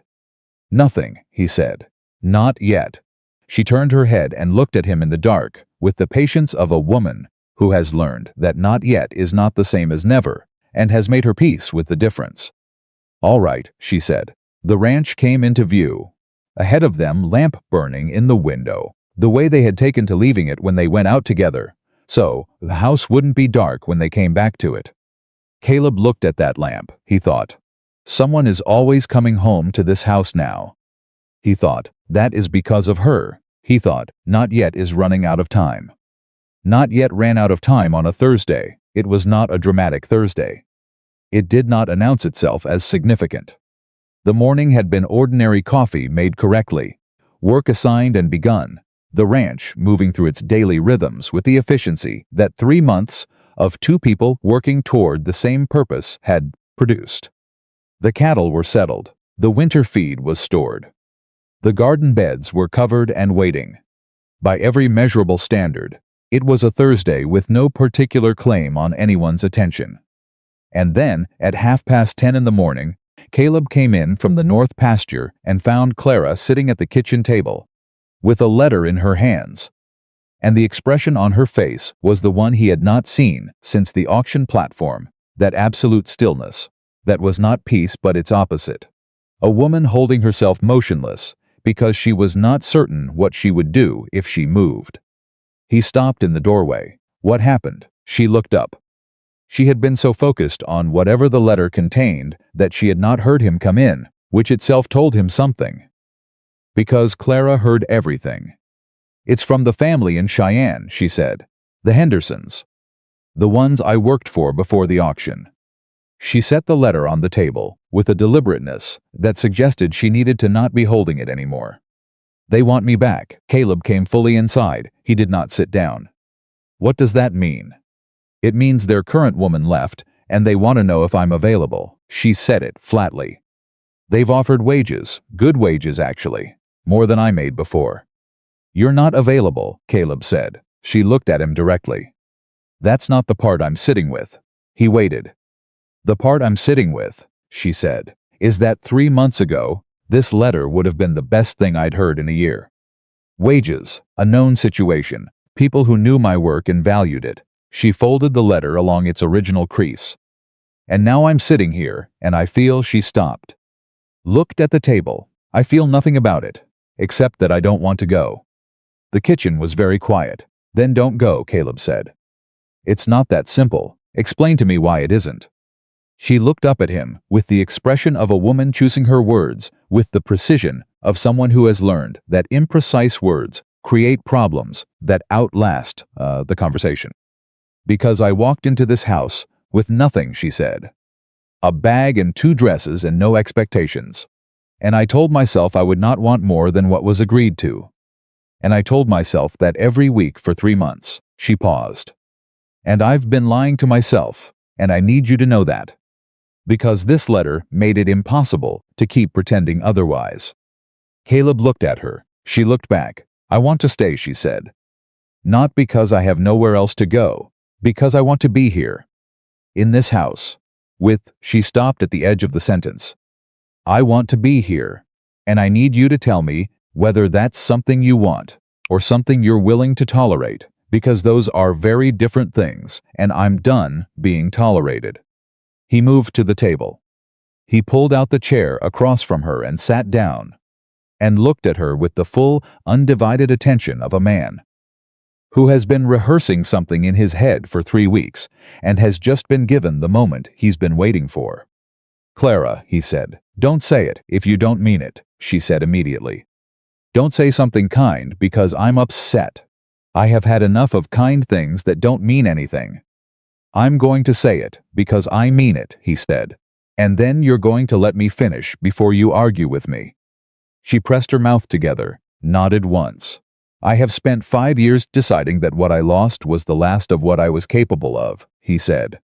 "I made that decision, and I built everything else around it. This ranch, this life, the way I moved through every day. I decided I was done, and I was thorough about it." He held her gaze. "And then you were standing on a platform in Red Creek, with your hands shaking and your chin level, and I said something I hadn't planned, and I have been trying to understand why ever since." Clara was very still. "I understand it now," he said. "I said it because somewhere underneath everything I'd decided, something recognized something. Something that had been gone long enough that I'd stopped believing it could come back." He paused. "I am not the man I was before I lost her. I know that. I'm not asking you to love someone who doesn't exist anymore. I'm asking you." He stopped, tried again. "I'm telling you that I want you here. Not because it's practical, not because the ranch runs better, not because you make the coffee correctly." He said that last part with the slight roughness of a man who is using humor as a handhold, because the rest of it is very steep. Because this house is different when you're in it. I am different when you're in it. And if you leave, it won't go back to what it was. It'll just be worse. She looked at him for a long time. That's not a love declaration, she said carefully. That's a man describing what he doesn't want to lose. Yes, he said. That's where I am. I'm telling you that honestly because you asked me to be honest. I'm not. He pushed a hand through his hair with the gesture of a man, unfamiliar with the specific kind of frustration that comes from feeling something you can't yet fully name. I'm not there yet with the words, but I'm asking you to stay while I get there. That's what I'm asking. Clara looked at the letter on the table. Then at him. You're asking me to wait, she said. I'm asking you to stay, he said. There's a difference. Something moved through her expression, quiet, complex, recognizing. You've been paying attention, she said. I learned from someone who knows the difference between things that sound similar. Clara picked up the letter, folded it twice, set it aside. I'll write back to the Hendersons tomorrow, she said. What will you say? That I appreciate the offer.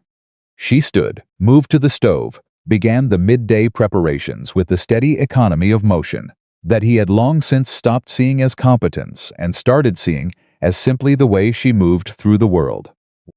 And that I'm not available.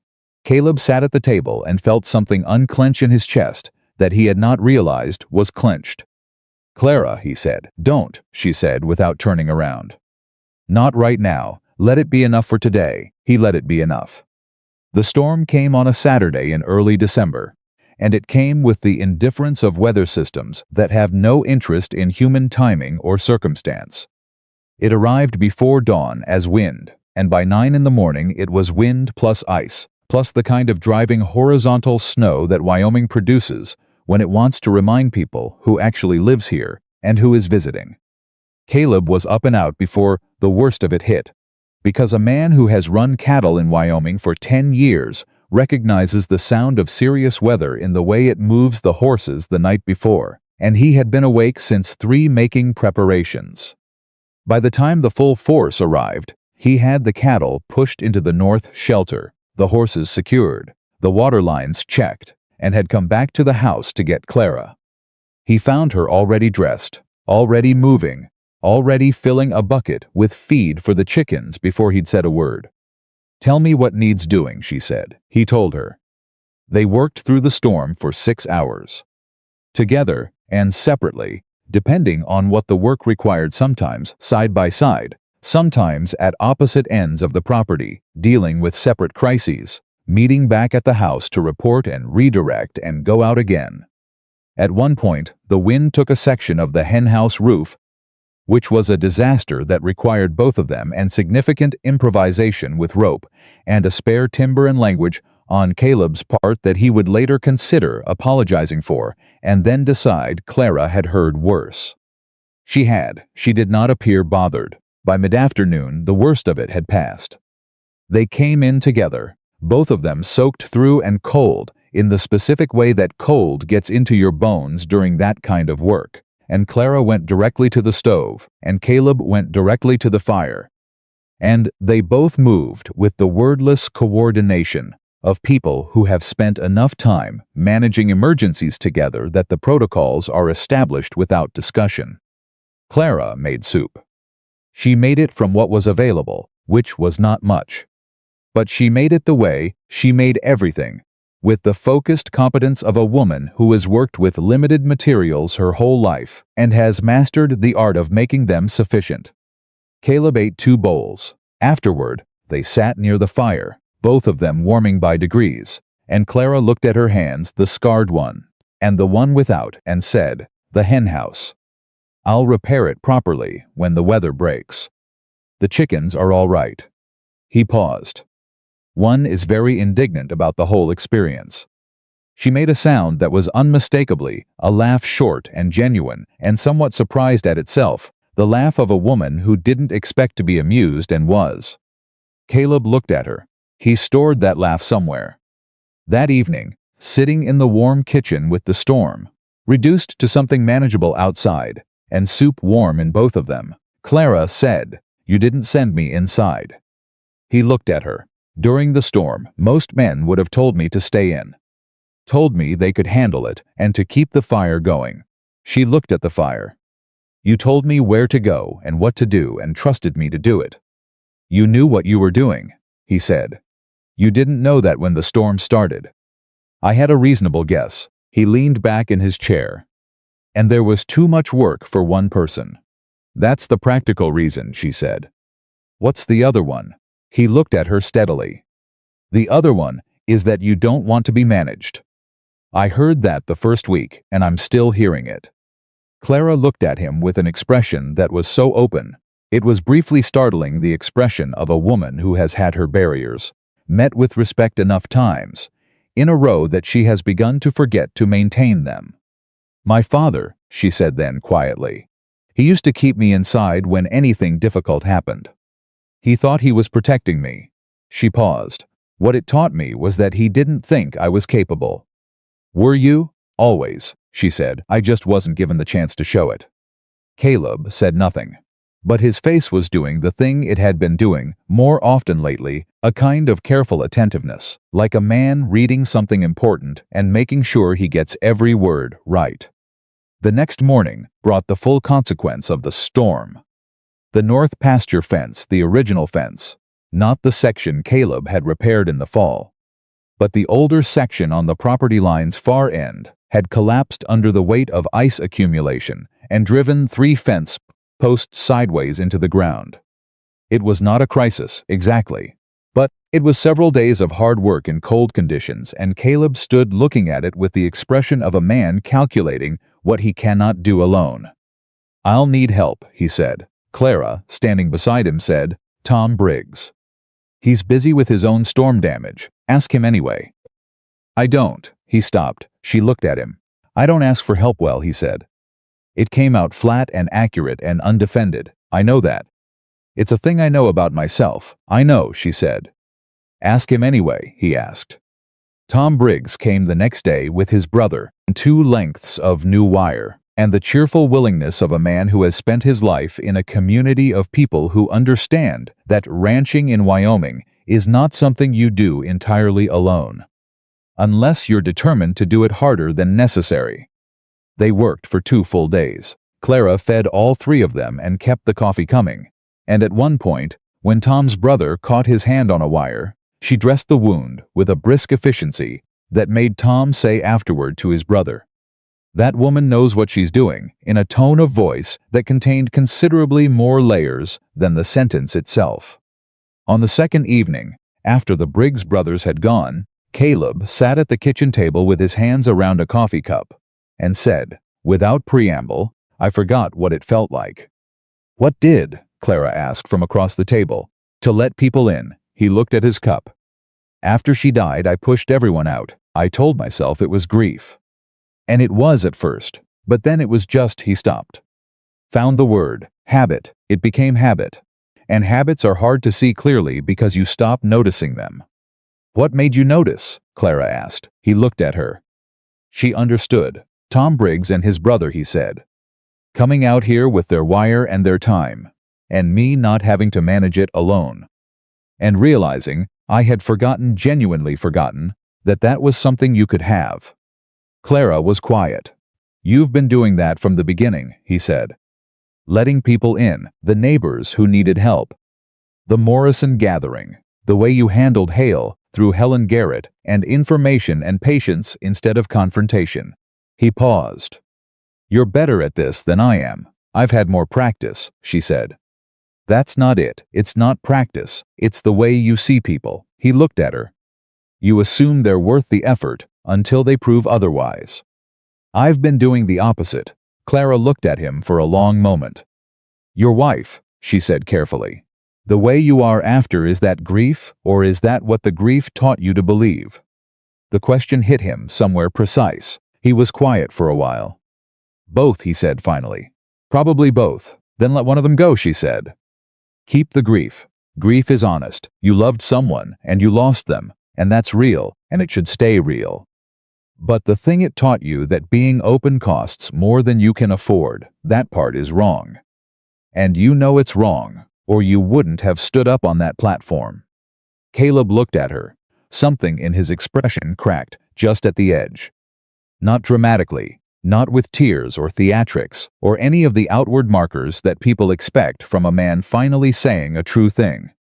Just a subtle fracture at the corner of his control, the look of a man who has been holding a position for a very long time, and has just understood it's no longer necessary. "I should have said it before now," he said, on the wagon. "Coming back from Morrison's, I had the words and I stopped. Why? Because I wasn't sure I deserved to say them yet. And now?" He looked at her with the full, unguarded honesty that she had been watching build in him for 3 months through fence lines and surveys and storms and bad coffee and a woman who knew the difference between staying and waiting. "I love you," he said, "not because you're here, not because you run this house and work beside me and see things I can't see. Because of who you are, underneath all of it. Because you ran into a burning building at 19 and came out carrying the reason instead of the wound. Because you stood on that platform without begging for a single thing. Because every time this world has tried to make you into someone smaller, you've refused." He stopped. His voice was steady and absolutely certain. "I love you, Clara. That's where I am. I should have gotten here sooner." Clarissa sat across from him and looked at the man who had said, "I'll take her," into a crowd that was laughing, and had kept his word in every form a word could take for 3 months and 12 days. And she felt something that she had been keeping very carefully wrapped, because wrapping, it was the only way to keep it safe, while she was not yet certain, come entirely unwrapped. "You're not late," she said. Her voice was very quiet. "You're exactly on time." He reached across the table. She put her hand in his, the scarred one, the left one, the one she always had, to consciously decide, not to hide, and he held it without looking at it differently than he looked at anything else, which was how she knew.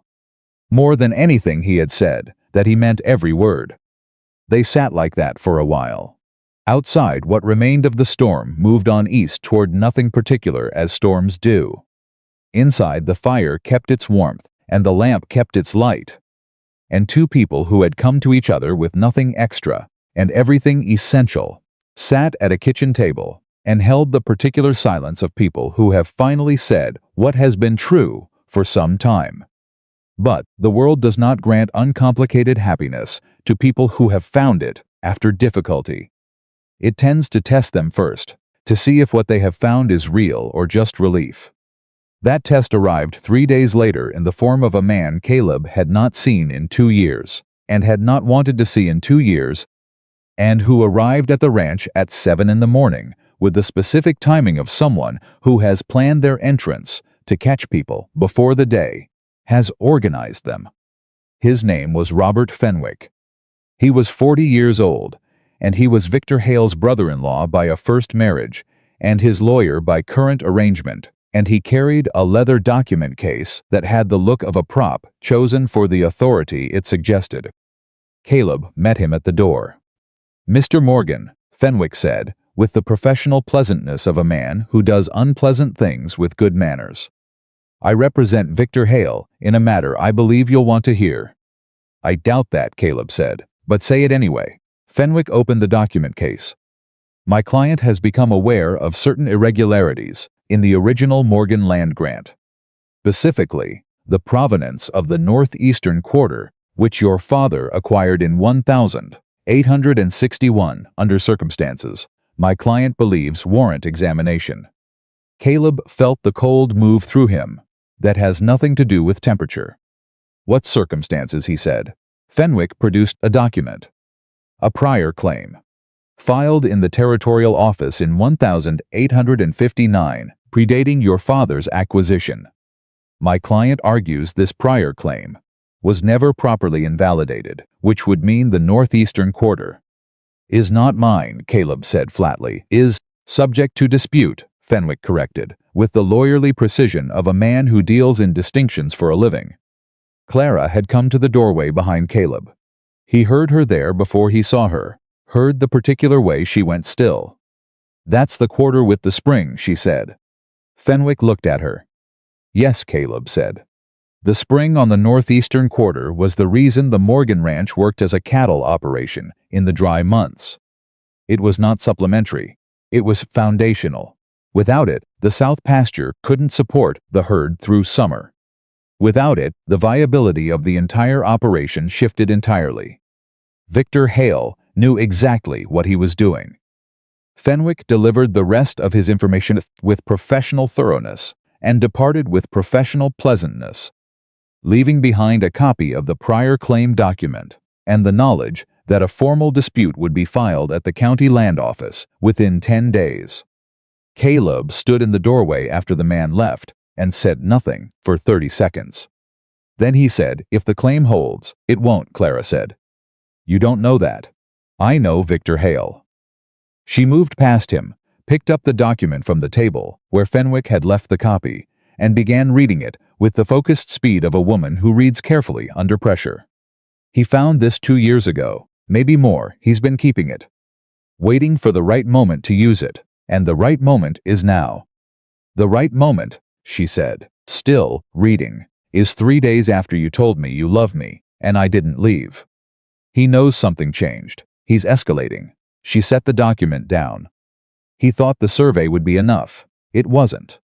He thought the rumors would be enough. They weren't. Now he's going after the land itself because he's run out of indirect approaches. Caleb looked at her. "He's afraid," she said. "Men like him always escalate when they're afraid. Because they've built their whole sense of things on the idea that they can acquire whatever they want if they apply enough pressure. When the pressure doesn't work, they panic and apply more." She met his gaze. "We need Gerald Marsh today, and we need someone to go to Cheyenne and look at the original territorial records. That could take weeks. Then it takes weeks. The filing is in 10 days, Clara. Then Gerald Marsh rides to Cheyenne tomorrow." She held his gaze. "This is not over because Victor Hale filed a document. It's over when the truth is on the record. You know the truth. Your father knows the truth. The truth doesn't stop being true because someone contests it." He looked at her. She was standing in the middle of his kitchen, in the house she had walked into with a single bag, holding a document produced by a man who wanted to take the ground out from under both of them, and she was not afraid. She was not fragile. She was not looking at him with the expression of a woman who needs to be reassured. She was looking at him with the expression of a woman who is in this. Fully, completely. Without the exit she had been offered 3 days ago and had declined. "Okay," he said. "Okay," she said. He went to get his coat and his horse and rode into town to Gerald Marsh before 9 in the morning. Clara stayed at the ranch and wrote 3 letters, one to Gerald with her own summary of the document's weaknesses, as she had read them, one to Samuel Morgan describing the situation in full, and one to a woman she had once worked beside in Cheyenne, who had a sister who worked in the Territorial Records Office, and who Clara had helped enough times in the past to believe the favor would be returned. She sealed all 3 letters, set them ready for Caleb to take when he returned, and then went to the garden, the covered, waiting garden that would come back in spring, and she crouched down beside it in the cold, and she let herself feel, for just a minute, the full weight of what was at stake. Then she stood up, she went back inside, she made the coffee. She put 2 cups on the table. She waited for her husband to come home. Gerald Marsh rode to Cheyenne the next morning, before the sun was fully up. He was 61 years old, and had bad knees, and had not ridden hard in 3 years, and he went anyway. Because he was a man who had practiced law in Red Creek for 30 years, and understood that some cases are not about the law, but about what the law protects. And this was one of them. He sent word back by the afternoon rider that he had arrived and was at the Territorial Records Office and would have an answer within 2 days. Those 2 days were the longest Clara had spent since the auction. She did not show it. She cooked. She worked. She mended the section of henhouse roof that the storm had damaged, not because it couldn't wait, but because her hands needed to be doing something that was not waiting. Caleb worked beside her and around her, and neither of them talked about Hale or Fenwick or the northeastern quarter for most of those 2 days. Not because it wasn't on both their minds, but because some things are better carried in motion than in conversation. On the second evening, Samuel arrived. He had gotten Clara's letter 2 days prior, and had spent those 2 days making quiet inquiries of his own. Which was what Samuel Morgan did when his family was under threat. He gathered information with the unhurried thoroughness of a man who has learned that the best defense is complete knowledge. He came in, sat down, accepted coffee, and said, "The prior claim is a forgery." The kitchen went completely still. "How do you know?" Caleb said. "Because I was there in 1861 when your grandfather filed the original grant, and I know every man who was involved in that process, and none of them had any knowledge of a prior claim." Samuel wrapped his hands around his cup. "I also know that the man listed as the prior claimant, Thomas Aldridge, died in 1858.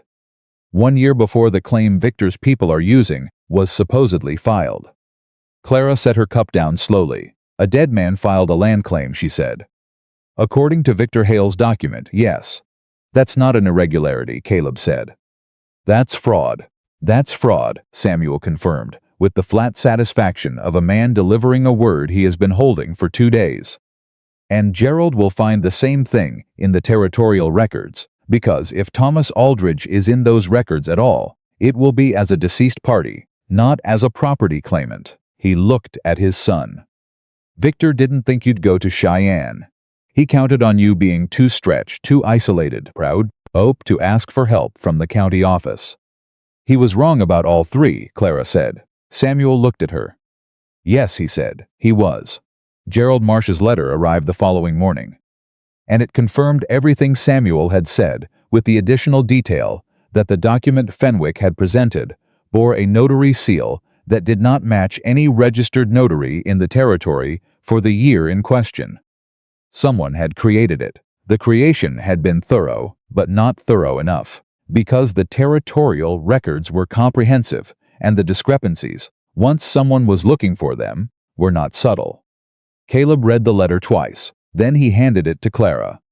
She read it once, set it on the table, and said, "Take it to Sheriff Cole today." "This afternoon," Caleb said. "This morning," she said. He went this morning. Arden Cole, who was the county sheriff, and who had been waiting for a specific kind of evidence regarding Victor Hale for a period he would describe only as long enough, received the letter and Gerald Marsh's accompanying documentation with the expression of a man whose patience has finally been rewarded. He was not dramatic about it. He simply read everything carefully, asked 3 questions, and said he would be visiting the Hale Ranch before the end of the week.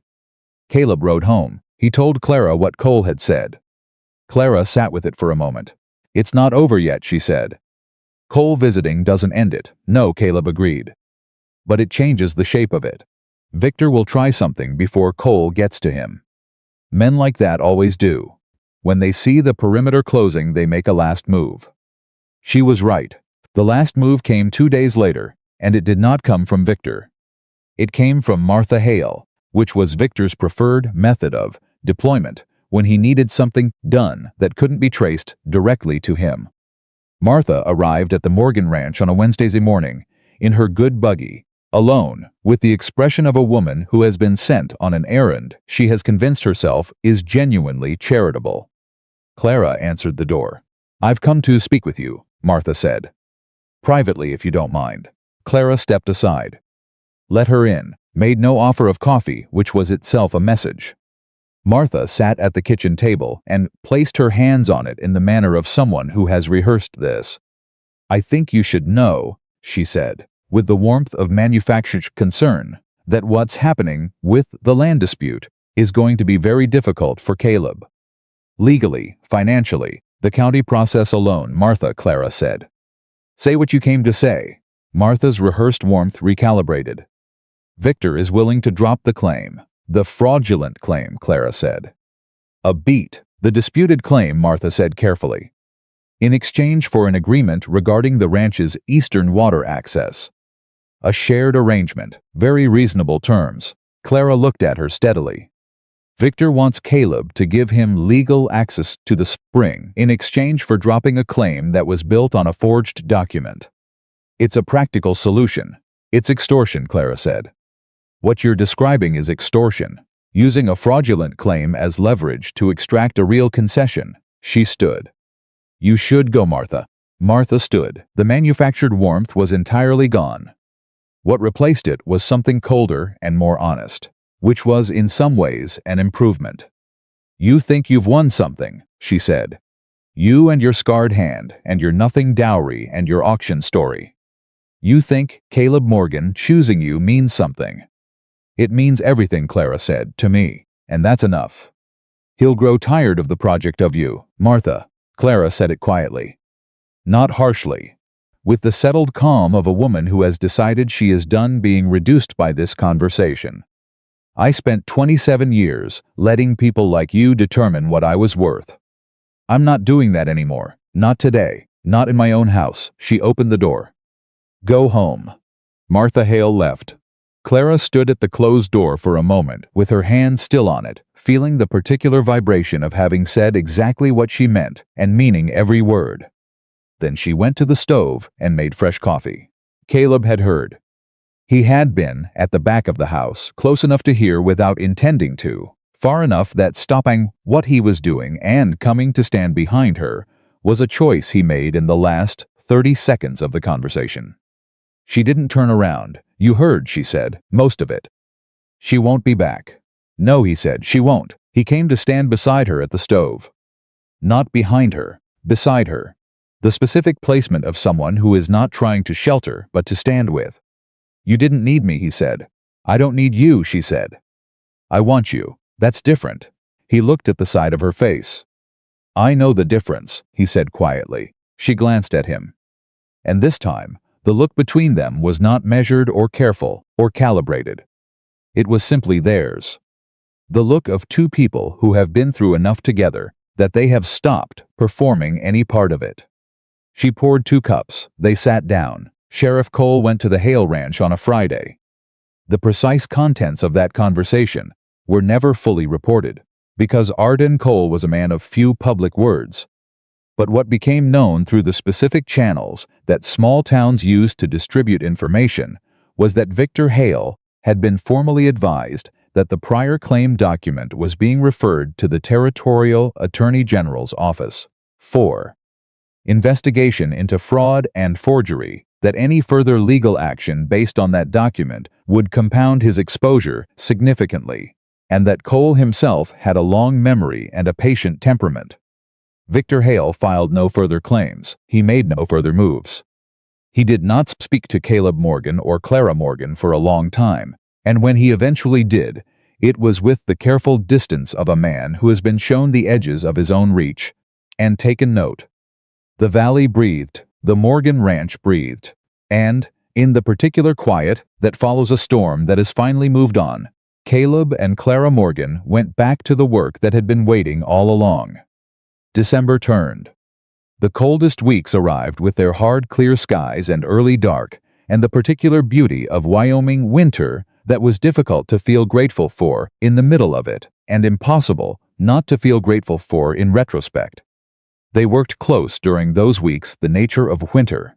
Work on a cattle ranch, making proximity necessary in ways that summer allowed to be optional, and the proximities had stopped being something either of them thought about. It had simply become the shape of days. One evening, close to Christmas, Caleb came in to find Clara at the kitchen table, with a piece of paper and a very particular expression. James's Christmas letter, she said. She held it out. He took it. Read it. The letter was 3 pages, written in the careful hand of a 17-year-old who had been thinking through what he wanted to say, and what he had wanted to say was this, that he was applying to a medical college in the East. That he had told the college about the woman who had pulled him out of a burning building when he was 9 years old. That he had told them she was the reason he wanted to be a doctor. That he hoped she was happy wherever she was, and that she had found people who saw what he had always seen, that she was someone worth finding. Caleb read it through twice, set it on the table. He's going to be a good doctor, he said. Yes, Clara said. He is. He's right about the other thing, too. She looked at him. You needed to be found, he said simply. And I'm glad I was the one who did it. Clara looked at him for a long moment.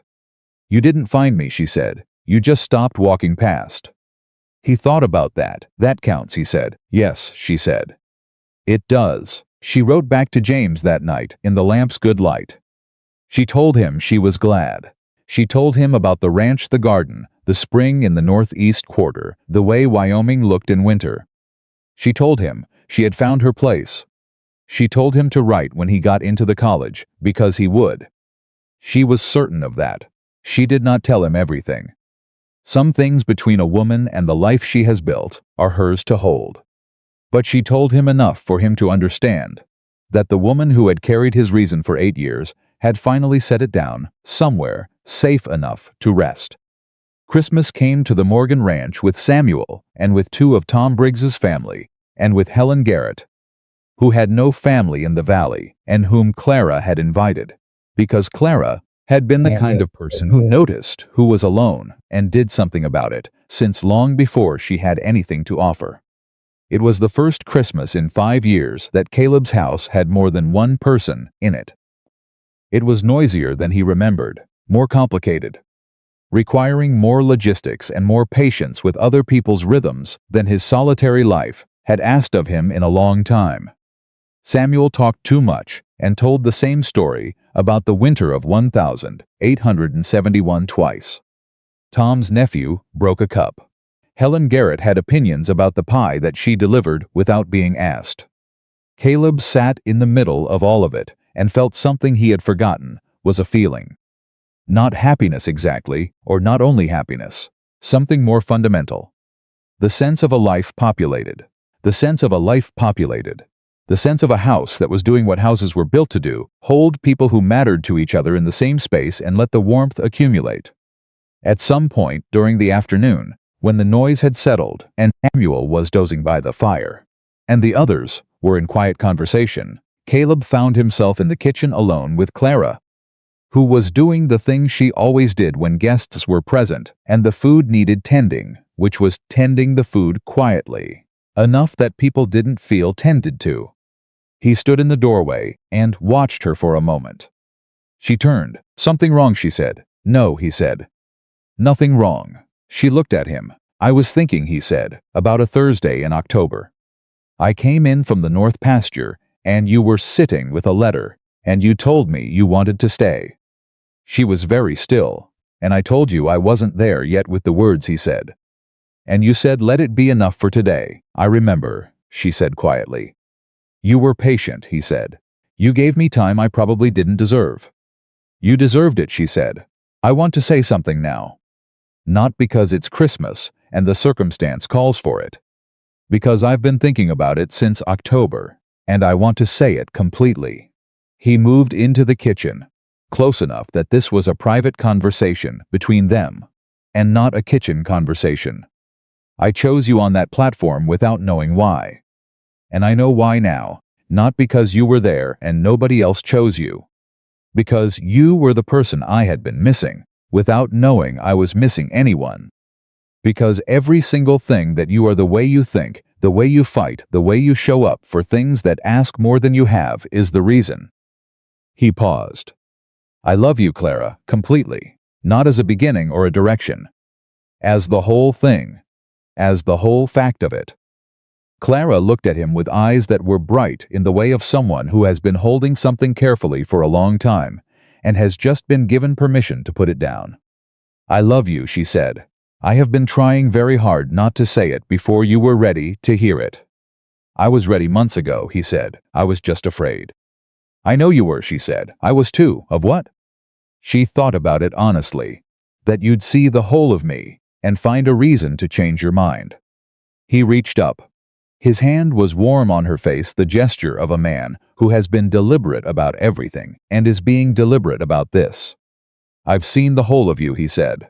I'm not changing my mind. She put her hand over his, the scarred one, the left one. He didn't look at it differently than he looked at anything else. From the other room, Samuel said something about pie, and Helen Garrett said something pointed in return, and Tom's nephew laughed. And the sounds of the house doing what it was supposed to do filled the space around them, like water filling what is finally allowed to be full. January arrived, and with it a piece of news that completed what had been building since October. Gerald Marsh sent word that the Territorial Attorney General's investigation had concluded. Thomas Aldridge's name did not appear in any territorial record as a living party after 1857. The notary seal on Hale's document was traced to a notary who had died in 1855, whose seal had been held by Hale's family for purposes that were now the subject of further examination. The prior claim was voided entirely. The northeastern quarter, the spring, the pasture, the ground that made the Morgan Ranch viable, was recorded definitively in Caleb Morgan's name. Victor Hale paid a fine, a significant one. He paid it without public comment, which was the particular silence of a man who has been shown precisely where his reach ends and has accepted the education. Caleb received Gerald's letter on a Wednesday morning and read it at the kitchen table while Clara refilled his coffee. He looked up. "It's done," he said. She read the letter. She set it on the table. She looked at him with the expression of someone who has carried a weight so long that the moment it lifts is almost disorienting. "All of it," she said. "All of it." She put both hands flat on the table, steadied herself, and then she said, with the voice of someone making a statement to herself as much as to anyone else, "Good." That one word contained everything: relief and certainty, and the particular satisfaction of a woman who has stood her ground on every inch of territory that mattered and has been proven right about all of it. Spring came early that year. The garden came back the way Clara had said. It would, the rosemary first, compact and determined, and then the thyme appearing exactly where the original planting had intended it, and then everything else in sequence, following the plan that a woman Caleb had loved, had laid out years before, restored now by a woman he loved in the present, who had understood from the first week what that garden was, and had treated it accordingly. Caleb watched her work in it on the first warm morning of April. He had a cup of coffee. He leaned on the porch rail. The morning was one of those Wyoming mornings that apologizes for winter with the generosity of a landscape that knows how to be beautiful when it decides to try. Clara was on her knees in the dirt, the left hand and the right both working. Her hair loose on one side because she'd come out before finishing the arrangement and hadn't bothered to fix it because there was planting to be done. She looked up. "The beans," she said. "I'm doing the west section today. You said the soil there was good. It is. Come help then. You know the spacing better than I do." He set down his coffee. He went to the garden. He knelt in the dirt beside her, and they worked through the morning, the way they had worked through everything, side by side, each one knowing what the other needed, before it was asked, the silence between them comfortable as furniture. At one point, Clara sat back on her heels and said, without any particular lead-in, "Samuel asked me last week if we were happy." Caleb kept working. "What did you say?" I said yes. She looked at the soil in her hands. "And then he asked if I was surprised by that, and I said," she paused. "I said that I was surprised by how simple it turned out to be. Happiness. I always thought it was something you had to locate. Something distant, that the people who had it were people who'd been given a different set of circumstances." "And now?" he asked. She looked at him. "Now I think it's something you build. Out of whatever you have. Out of whoever shows up and decides to stay." He looked back at her. "You showed up," he said. "You said I'll take her," she said. Into a crowd that was laughing. "Best thing I ever said by accident." She made that sound again, the short, genuine laugh that still caught him when it arrived, and turned back to the beans. They planted through the morning. Around them, the Morgan Ranch did what it had been doing. Since the first morning, Clara walked into it with a single bag and a clear-eyed assessment of what needed to be fixed. It lived. It was inhabited by people who had chosen to be there, which is the only reason any place is ever truly home. Tom Briggs came by in the afternoon with his brother, and they stayed for supper. And Clara fed 4 men with the same focused efficiency with which she did everything.